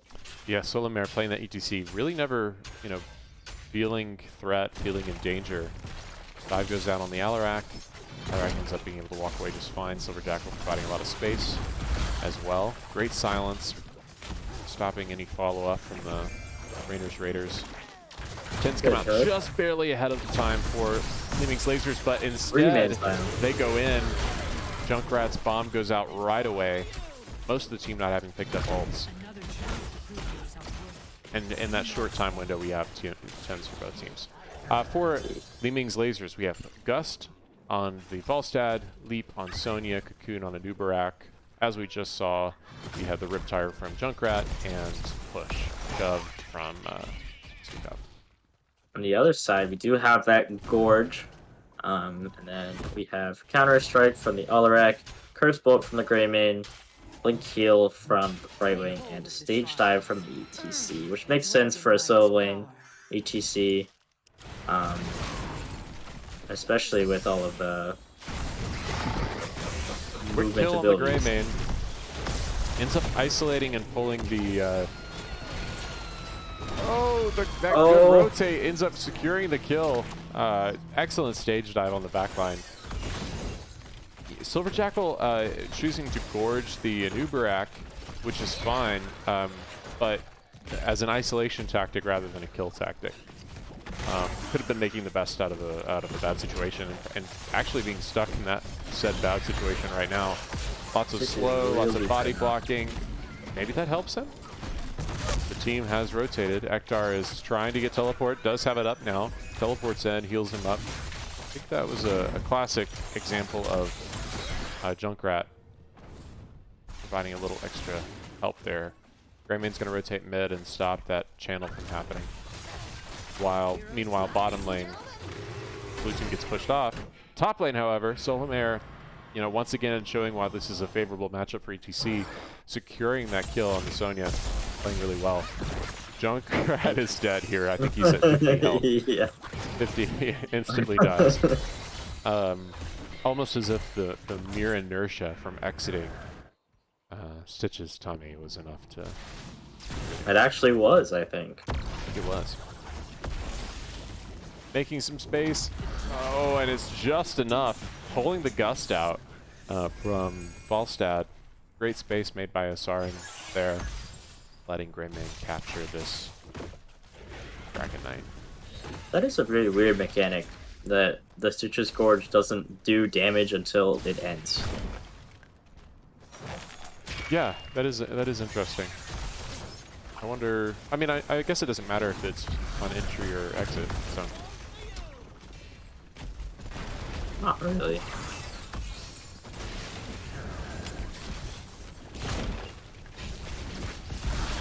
Stage dive is going to go out, but the push immediately happening to exit the ETC from the equation.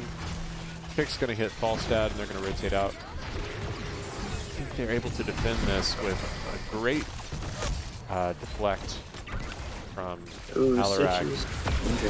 Good kickback, but the silence happens as well. This is a back and forth. Oh, explosion. Ooh. Kind of a little bit of an anti-synergy with Goon, but looks like it's going to perhaps be a kill on Ektar. Stitch is way far in the back line. A lot of damage going on Nubarak. Stitches will go down. Holiday stepping up aggressively, trying to make sure they can get more kills, but it's going to end up just being a 2 kill with Right Wing and Stitches both dying. Kind of a back and forth we see already in this game. So far, objective has been one time each for each team. The most that they've gotten out of it is walls in both situations. Alarak looking. Alright, potentially looking dangerous. Does have a fort, but there's 4 people down here. Now 2, now 3. Trying to defend this bottom lane. We see the stage dive. It just came up. Yep, here it comes. There it is. Immediate shove, really reducing the value from that stage dive. It's really hard to save stage dive until you know that shove's been out. Junkrat is going to be the one that ends up going down. Just barely missed the mine, so he wasn't able to be on the far side of it to get over the wall. Sport's hanging on by a thread. They know they have one down, so they're going to go for this camp. Great stun, great gust. It allows the camp capture to happen, keeps them from engaging.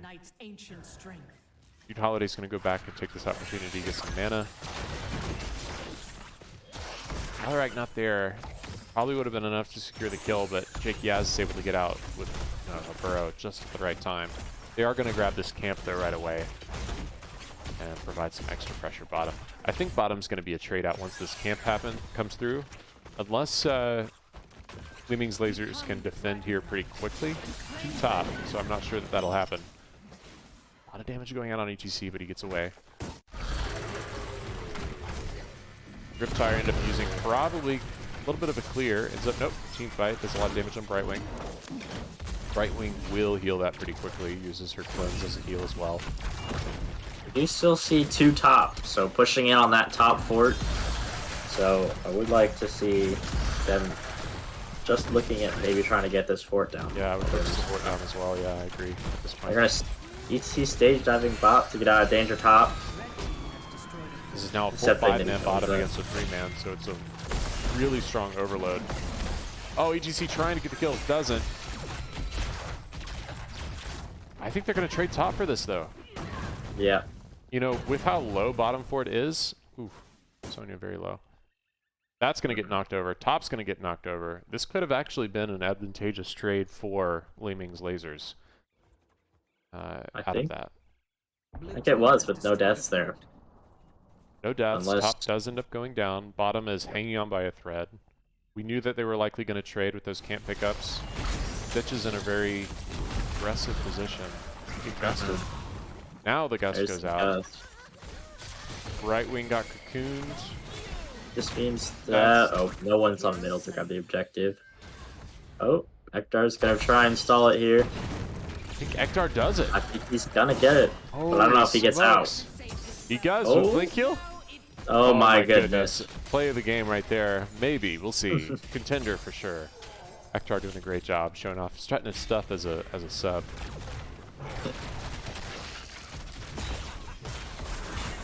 Lots of damage from this Dragon Knight. Probably going to only result in a wall though. As Falstad and the Junkrat are going to be enough to really clear this quickly. Not landing on a stun with the Nubrak dive. 5-man just now coming back up for red team. Sonya's going to rotate up and clear this Bruiser, which he's pushing in. He's going to probably push in pretty aggressively here too. Damien face checking a bush. Ooh. There's the pushback. Ends up The saving Falstad. Falstad, who's going to try to kill the This board. gonna... And just barely does it. Oh! How lucky is that Falstad that that fort was so close to death?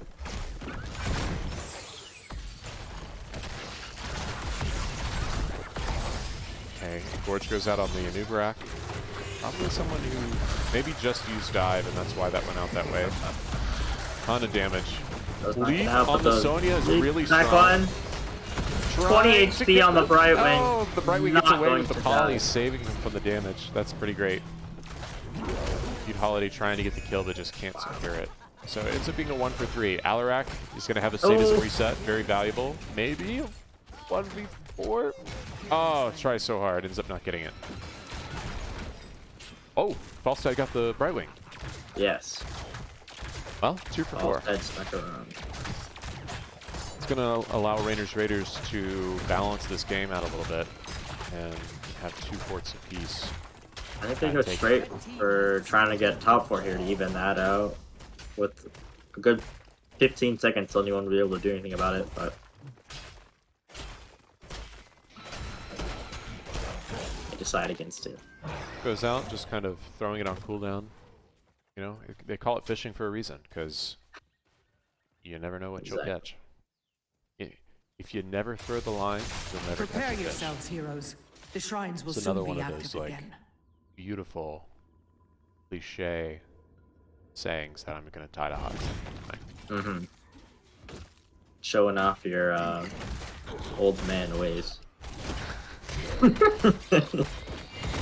I started out with misunderstand your... one phrase in chat. I get called an old man. Oh my goodness.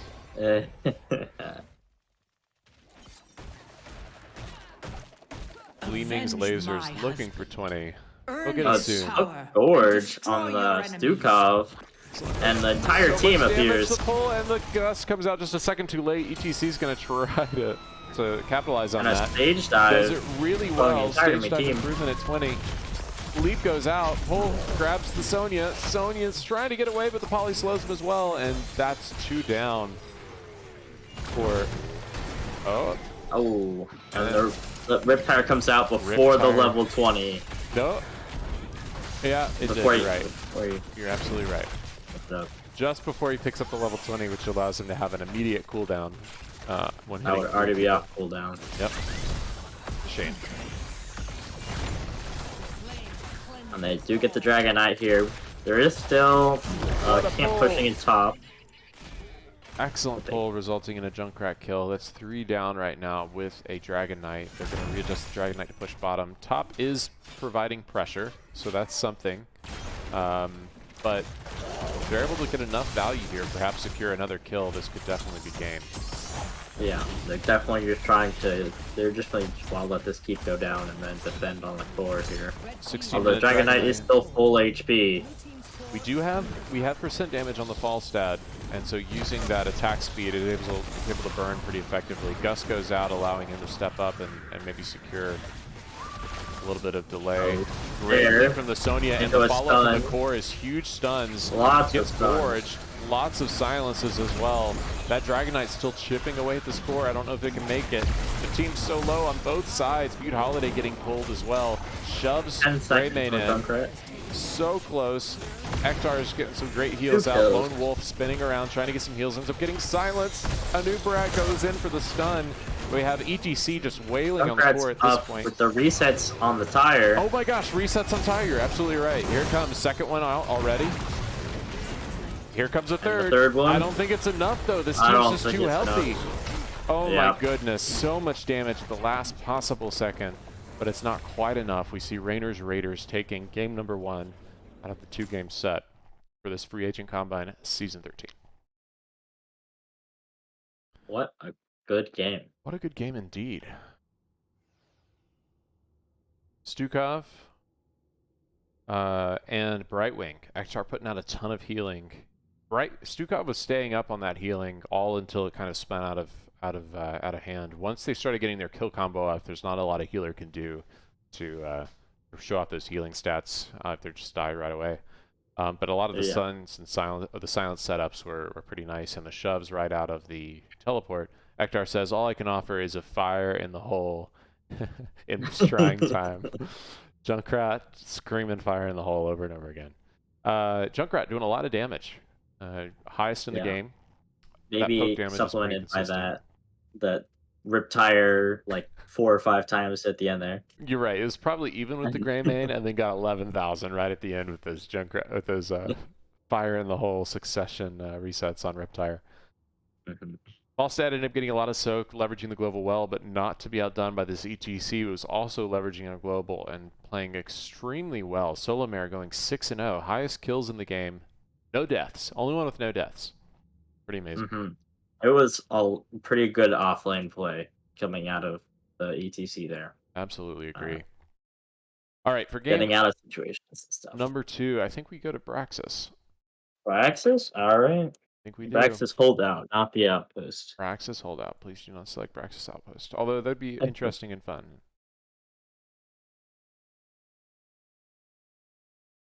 Okay. Game number 2. Braxis holdout. Chat, if you have any thoughts or questions or analysis, insight, really great call-outs you want to make on team members playing and exhibiting their skill in this Free Agent Combine, please feel free to jump out and throw those in the channel. We're going to have the same teams here, the second game of this 2-game set for the last block of the Season 13 Free Agent Combine for NGS. Once again, a reminder that you can press !donate in the channel and find out more about the what's going on with the fundraiser tonight in connection with the Free Agent Combine. They're also raising money for Direct Relief, which is an organization that provides medical support in emergency situations to the U.S. and other countries. Right.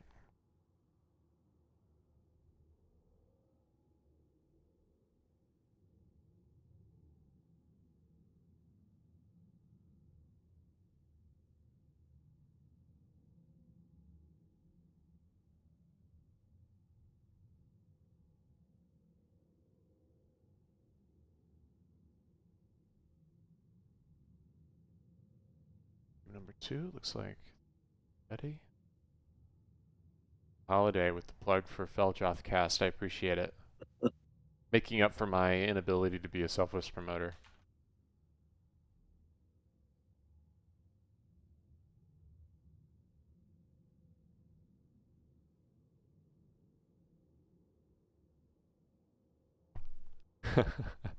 All right, I think we're ready here pretty soon.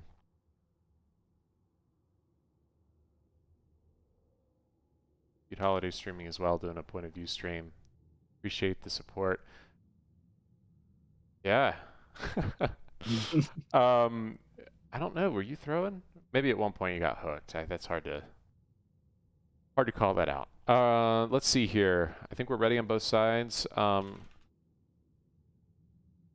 Let's ask them real Just quick so we can keep waiting for rattling ready. here. Yep, both Awesome. sides ready. I will go ahead and start.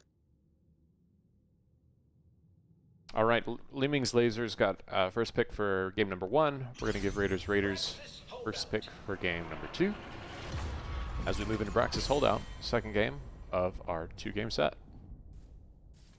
I hope it's like last one. Man, that was crazy. 2-lane map, Battlefield of Eternity, 4% core, or 5%, regardless, really low. Turns around, ends up being a 30%, 40% core on the other side when they try to end in reverse. They end up getting cleared. Ends up going down to 9% with Katas before, it's the other team ends up ending the game racing with the Katas. So crazy. If If you're looking 60 for people, kills. yeah, 60 kills Absolutely total in the crazy. game. Back and Yeah. forth. Absolutely insane. Stukov being banned out right away. A lot of respect on Butte Holidays playing that Stukov in game number 1. Also, just a great meta ban. Really good on this map as well, and it's a point control map, and Stukov is able to put a silence right in the point you're trying to control. Definitely think that is a great ban. Sorry I didn't rotate to draft quite away, but I caught it pretty quickly. Girosh also being banned, great for the point control maps as well. This is a map where you have to step up to him, so you can get value there. Li Ming being banned out as an interesting choice. Could be another ban on Asarin, maybe wondering if he's a bit of a one-trick. Solomare picking up the Ragnaros. And if that doesn't pull it to a longer game, I don't know what will. Definitely great for that Zerg clear. That's right. Right. Asarin, though, proving not a one-trick, played at Alarak last game and they won, so... But a lot of respect on that Li Ming from a couple games ago regardless, played excellently. Johanna picked up right away, Gul'dan picked up right away. I like both of those picks. Johanna's really strong in general now, special strength in wave clear, so that's going to help. Gul'dan is unparalleled in wave clear, and also is a great sustain mage, which is kind of a rare spot to fill. Definitely no bias from Mr. Feldroth over here. I mean, unparalleled sustain mage. Also unparalleled in rooting himself in place and getting ganked. So watch out, Korsakov. It's a cautionary tale. I do play me some Gul'dan though and love it. So We do have the Jaina being picked up, lots of slows coming in, and also a fair amount of wave clear. And then May with her own amount of wave clear and blinds as well. yeah, Jaina's a great pickup. Excellent wave clear. Balances the Gul'dan's excellent wave clear as well quite a bit. What about Morales being banned? Is this an Ektar specific ban? Saying, hey Ektar, sorry buddy. No That Morales. over the Brightwing. That's interesting. Brightwing is good here. Maybe they're thinking of the Brightwing in their next pick. Maybe they pick up the Brightwing. I think you could be right. The Haka's also still up. Great rotations here on this map for overloading. Brightwing and Dahaka. Ooh, never Brightwing mind. gets banned. They're like, all right, you're going to ban the Morales. We're going to ban the Brightwing. I'm intrigued. We don't know if this is a 4-man Ragnaros or a solo lane Ragnaros. You would kind of first blush assume it's a solo lane Ragnaros, but they could pivot at the last second. Solomare was the off lane last game though, and is showing Ragnaros. However, they do have swaps, so could be anything. There is always Vala Ariel. W build, Gul'dan, solo lane, Braxis, incoming, Dershane train. I don't think you're totally wrong. I've been really enjoying picking up Corruption at 1 and then going E-build the rest of the way, just to kind of give some extra oomph with the damage. But you could see offlane Gul'dan pretty well, and Ragnaros is going to be pretty weak against him. Phoenix pickup. Old school Braxis map pickup here from Asarin on the Phoenix, as well as Lucio playing the Ektar. Lucio playing the Ektar. Ektar playing the Lucio. We've been streaming too long. Been talking too much.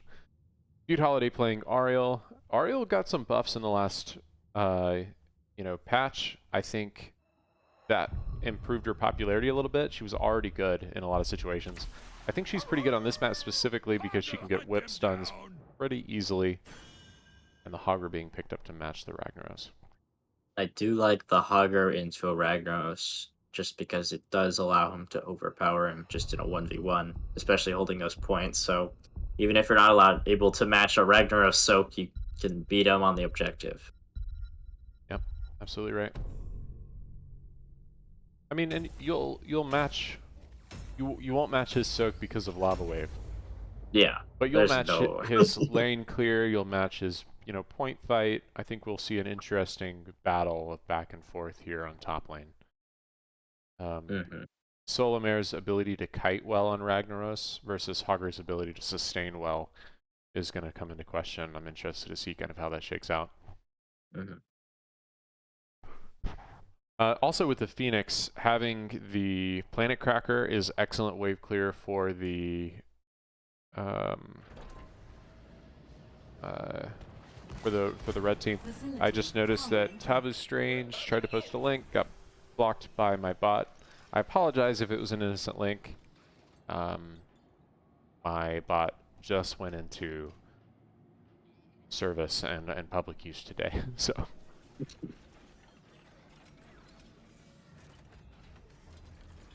Systems online. So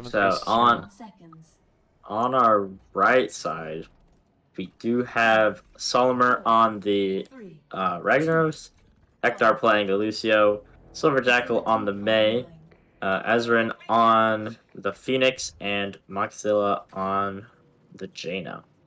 Excellent. Thank you for pulling me back in. On the Blues team, we have Jakiaz playing the Johanna, Bateau playing the Vala, Feud Holiday playing the Ariel, and being played by Korsakov, PBE, and then finally we have Lone Wolf playing Hogger as they have a little dance party in top lane. I think that's pretty great.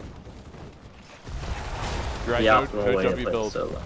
Gul'dan does go E at 1. We'll see what the other pickups are. I really love the slow on the W at 7 in order to enable some pressure and kill potential. But we'll see.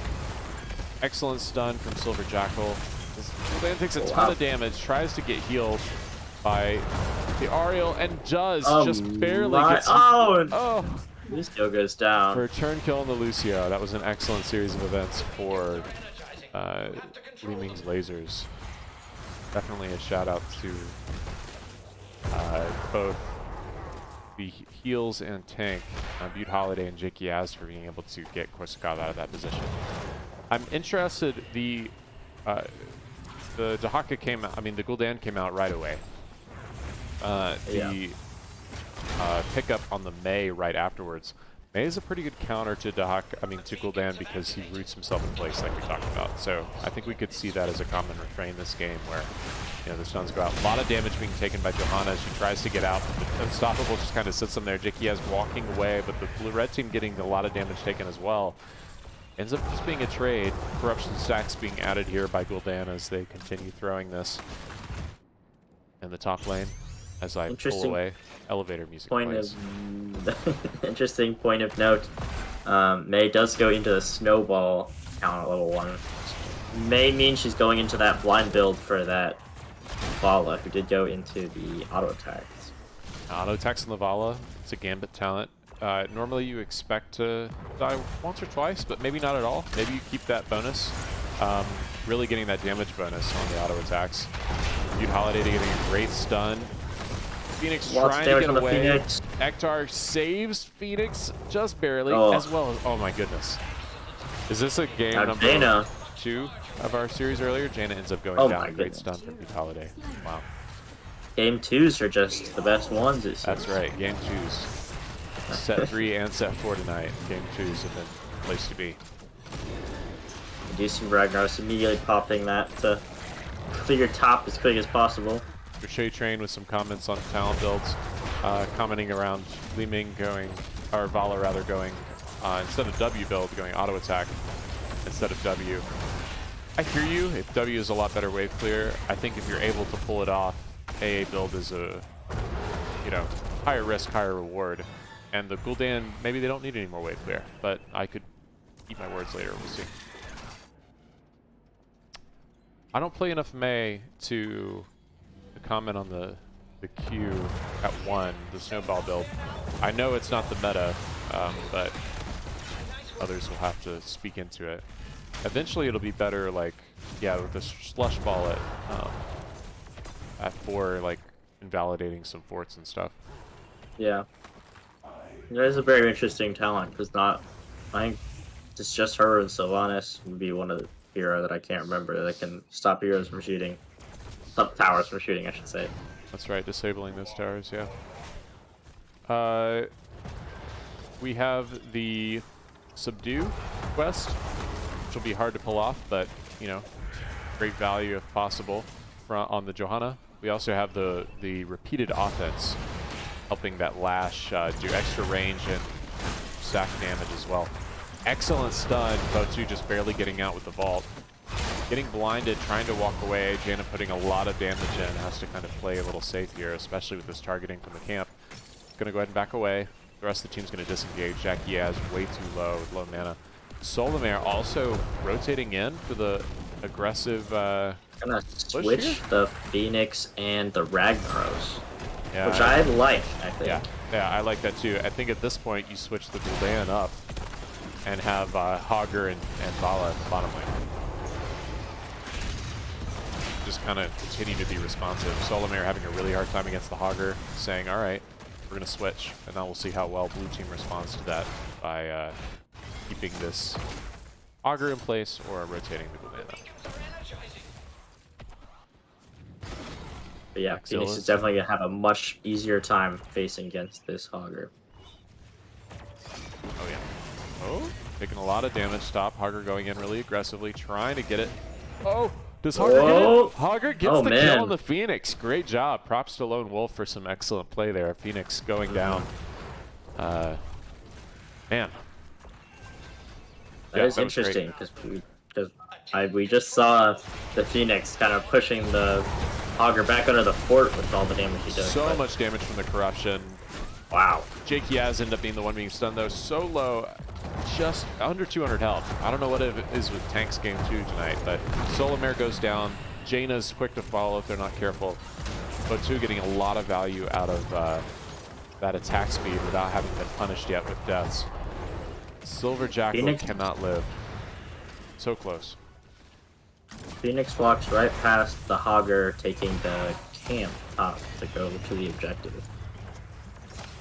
Sarin trying to balance this, but is going to get rotated. Lone Wolf positioning just too well. Oh! Is he going to be able to get out? I don't think so. Phoenix, so close, trying to duel, doing really well, getting rotated. Also, this Hogger with the foresight to absolutely command where the teleports are going to be and be in a position to capitalize on them. When they come out. Ragnaros stepping in to fill that gap, but down 10s and a full Zerg wave coming up. This could be the beginning of the snowball in game number 2 for Li-Ming's lasers. Now, first set we did in the third block, it was a balance. Red team won first, blue team won second. Is that just like the way it's fated to go tonight?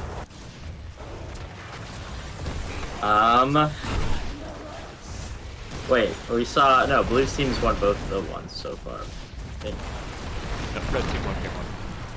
Oh, yeah, sorry. I was crazy. thinking objectives, yes. Yeah, no, absolutely. The Ragnaros taking over that fort is enough to actually save it, which I wasn't expecting. They forced the Falling Sword out from the Johanna. Talking about ults real quick, we have Crystal Aegis being played on the RL, Falling Sword on the Johanna. We have Horrify on the Gul'dan. We have Stun instead of Horripulse, Shockwave on the Hogger, and the Vala is picking up Rain of Vengeance. On the other side, we have Purification Salvo, High Five, Ice Wall, Water Elemental, and Lava Wave. Nothing too unexpected there. Catch on Vala, and so much going out, but the Aegis is enough to stop it by itself. Rain of Vengeance goes out, so much damage. Lucio almost going down, but it ends up just being Jaina. But Vala could be, oh, what a great heal. The reverse heal and the Vala gets out. Jackal is now really low, ends up using Falling Sword to get out as well. Man, what a back and forth. I thought Vala was down there for sure. Mm-hmm. Maxzilla apparently on a win streak tonight. First loss of the night, says NZ. Well, it's not, you know, way too soon to call, but neither fort has gone down. Each team with excellent wave clear. And red team clearing that wave before they had 10s against an enemy team's level, you know, level 10. So, if anyone can pull it late game, if it gets there, it's Ragnaros. For the red team, we have Lava Wave on Ragnaros, Purification Salvo on Phoenix, Ice Wall, High Five. Lots of damage going out on the Gul'dan as they move forward. Gul'dan's continuing to walk away. Wait, how does that work? Oh, wow. Okay, so the Aegis was the first like stasis. That makes sense. And then the second stasis didn't land. Pretty cool. Great stasis from Dude Holiday there. Are providing a lot of great sustained heals against the sustained damage. I don't like Phoenix into a Gul'dan, and the reason is I don't think Phoenix does super well into dot damage because it keeps his shield from triggering its recharge effect. I actually don't believe that it does that, if I'm not mistaken. Really? I think I saw earlier that he was taking poison damage, but his shields were still going back up. Oh, interesting. Could have been wrong. Well, next time he...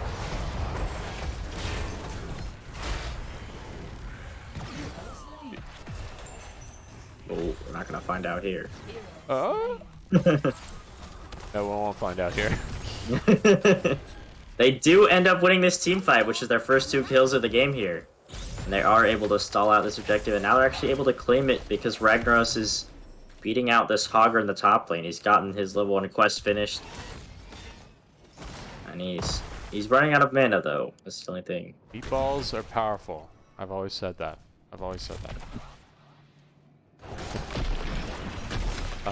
Purely from an Italian perspective, which I am not. Shockwave coming out of Hogger, and he's gonna be able to kill the Ragnaros top. Hard to underestimate this like Vala Ariel combo. It's very classic, and they actually got Vala and Gul'dan, both of which separately are a great combo with Ariel, but together she has her pick of excellent batteries.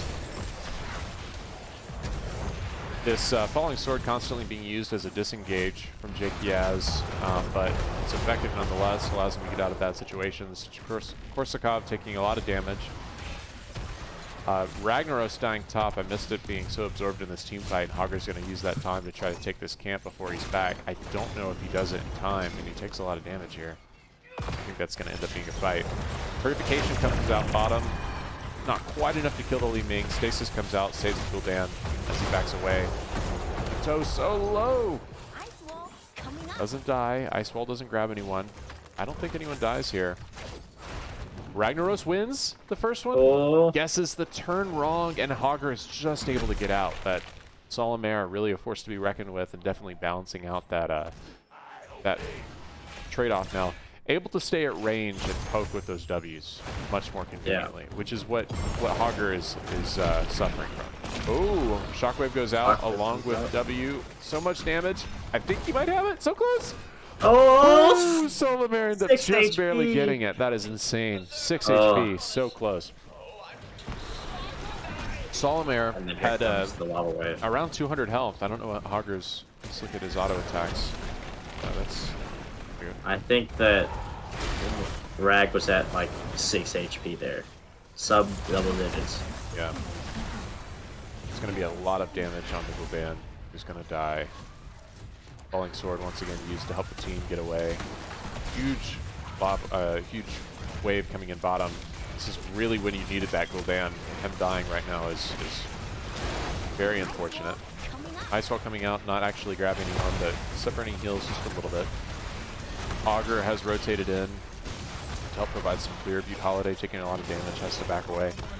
Purification coming out for the next time. Also with the forts being disabled is pretty big. Puts a lot of damage on the Vala, who's going to position a little bit safer. They got to get these big minions down. They've got a lot of siege damage. Rag also pushing Augur's on top. looking dangerous here. So low, Augur. Get out. He doesn't now. And you have Gul'dan, the unstoppable at the Oh. perfect time to save the Horrify. That was excellent. That stun barely lands on the Phoenix. Oh, but the Phoenix just barely gets away. But hits by the stun. They want that Phoenix bad. Ektar's like, no, you can't have him. It's my Phoenix, and it's not going to die. Pushing away. Johanna saying, nope. It ends up being Korsakov taking a ton of damage, healing just Yeah, man, it's consuming a minions 4v5. non-stop. 4v5. Out of tricks? Oh! Ektar wants it, and that's the downfall. Double ice wall, but they're too low on the other side. Zilla, I think, barely lives. Does barely live. It Yeah. wasn't enough. Ragnaros does get top fort through all of that, though. Less than 100 health. I have not seen more people this low in life in a series of games than in the last 4 games we've watched. It's incredible. Mm-hmm. Li Ming's laser. Oh, poor Phoenix there. Yeah. I can't get a shield to save my life, guys. All right, let's check it out here. Yeah, it does. You get knocked off there. Yeah. Ooh. So many people going down. Phoenix and May both getting knocked down as they try to pressure. I think I would have just let it go. You didn't have a full team with you, but it's okay. This Ragnaros is not... I don't love that positioning. First of all, you come out where you come in, so if this thing's going to get knocked away, you're just going to be surrounded by the team, which is what happens. It takes a lot of damage. Ektar immediately going with the Unstoppable really does a great job of escorting him out of a, a dangerous place there. Yeah. This is a full bruiser and a boss. Ooh, the boss is melting the Ragnaros. ring. Fear comes out, but they get the kill, so there you go. Yeah. The combo coming out from Johanna there really caught Rag in the full force of the boss there. Johanna taking a lot of damage. Gonna have to Uses throw Falling here. Sword to survive. A 3-man ice wall here. Ice wall with a stun follow-up. That is pretty big. Are they able to capitalize on it? 1, 2 2. kills. Butte Holiday's in a bad spot. Uses kick, uses heal. That's got to be another death. Yep. Boss is attacking core though. Half health. It will do some percent, but I would kill. But they'll come back and defend it. Blue team is starting to cap the Less than objectives. 10. They will get a little bit. Yeah, 6% ends up being where it's at. Top's about to get knocked over. Someone goes there right now, they might be able to save it. But I'd say this they're is all really going an up. even game. Preference in kills to the blue team, 13-7, but that's a lot of early game advantage, I feel like. And I don't know that that speaks to what's been happening in the late game of late. Yeah. Getting it there. Very back and forth. Maxilla saying, no, I will not lose a game today. Playing a great Jaina. Look at the damage here for a second. Gul'dan putting out a ton of damage, being matched by almost the exact same amount of damage by Phoenix. The team is Gul'dan very is just so caught out. Tries to get away, ends up healing, doesn't have a wave to get. Lucio is going to end up going down. Turn kill on the Lucio. Ariel They're also gonna does, kill him and the Ariel. Hogger. And the Hogger. This is not looking good for blue team as they try to get away. I don't. Oh, wants to get this. Oh. Oh! Should have What a play. bobbed and weaved. That's so crazy. Farewell, Rag. I knew you well. Doing pretty well. Maybe got out of the situation you didn't expect to. They're going to definitely get this keep. Full Zerg wave pushing top.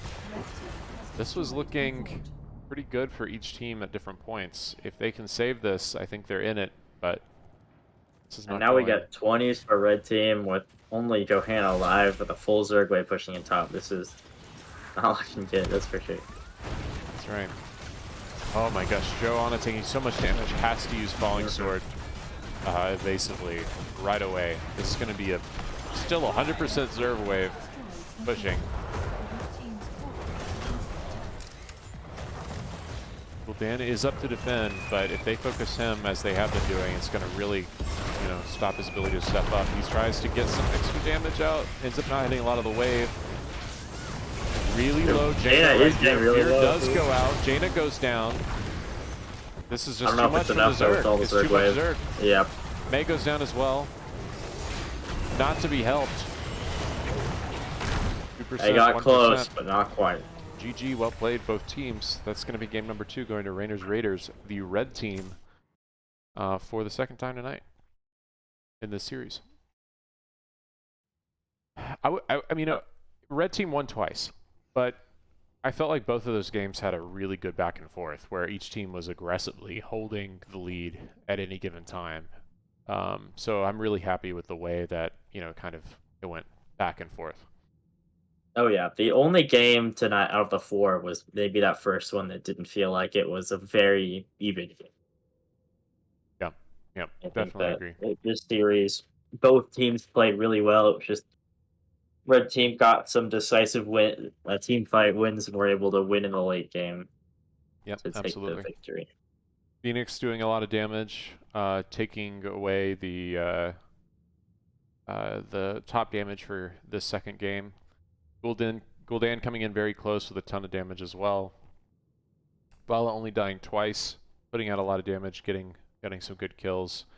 Hogger, you know, excellent shoutouts to Lone Wolf, playing a great game in the solo lane both times, but especially playing Hogger on that map. Really respected that. Ragnaros, great solo lane. Ended up commanding it once he got Meatball turned on. So, any callouts you think from game number 2? I mean, like I think Silmer was a great Ragnaros as well as a great ETC in both of those games. I think you said that pretty well. He definitely commanded the solo lane, especially later in the game, able to win that. But that's also my solo lane bias talking. Yeah, I'd say Asarin is a great call out. Out of these people that are free agents, playing a great burst throughout, you know, the last 2 sets, and also great sustain. Let's see. Let's highlight who all is a free agent once again. For the red team, we have Solomare, who played offlane, who is a free agent. Asarin, who played damage. Phoenix in this past game, who is a free agent, and Maxilla, who played the Jaina, who is a free agent. Call out from chat. Maxilla apparently did not lose a match tonight, and has played in quite a few, it would seem. Yeah, played in all 4 sets, so 8 games tonight total. That's a lot of playing.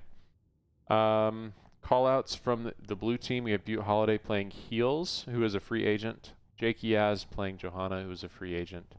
The Gul'dan, played by Korsakov, is a free agent, and Botu, who is a free agent. So all of them playing extremely well. The Gul'dan getting some excellent damage in, and surviving some amazing things. Ariel being played by Butte Holiday, doing some incredible heals and damage and crazy things. Jake Yaz living when he shouldn't have, and then Botu, I'd say playing respectably well on the auto attack build for Vala, which is always inherently dangerous. Yeah, some great games tonight. Great gameplay coming out of just about everyone. Yeah, would totally agree. All right, so this is the last reminder to the chat to check out the fundraiser that's going on during the FAC that is benefiting Direct Relief. It's a humanitarian medical relief organization for areas around the world that are experiencing hardship. Great organization. We're trying to raise as much money as possible for them as part of this free agent combine. And also, please reach out to these people via Discord if you found anyone that you're interested in adding to your team for this upcoming season 13.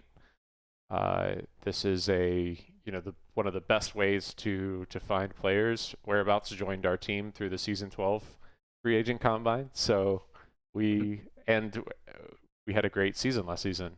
So it works out well. Only Whereabouts can tell you if he's happy and doesn't regret it a lot every Only night. sometimes. He only cries himself to sleep. So, all right. Thank you all for joining us tonight. Let's see if there's anyone else who is live that we can toss a quick host to.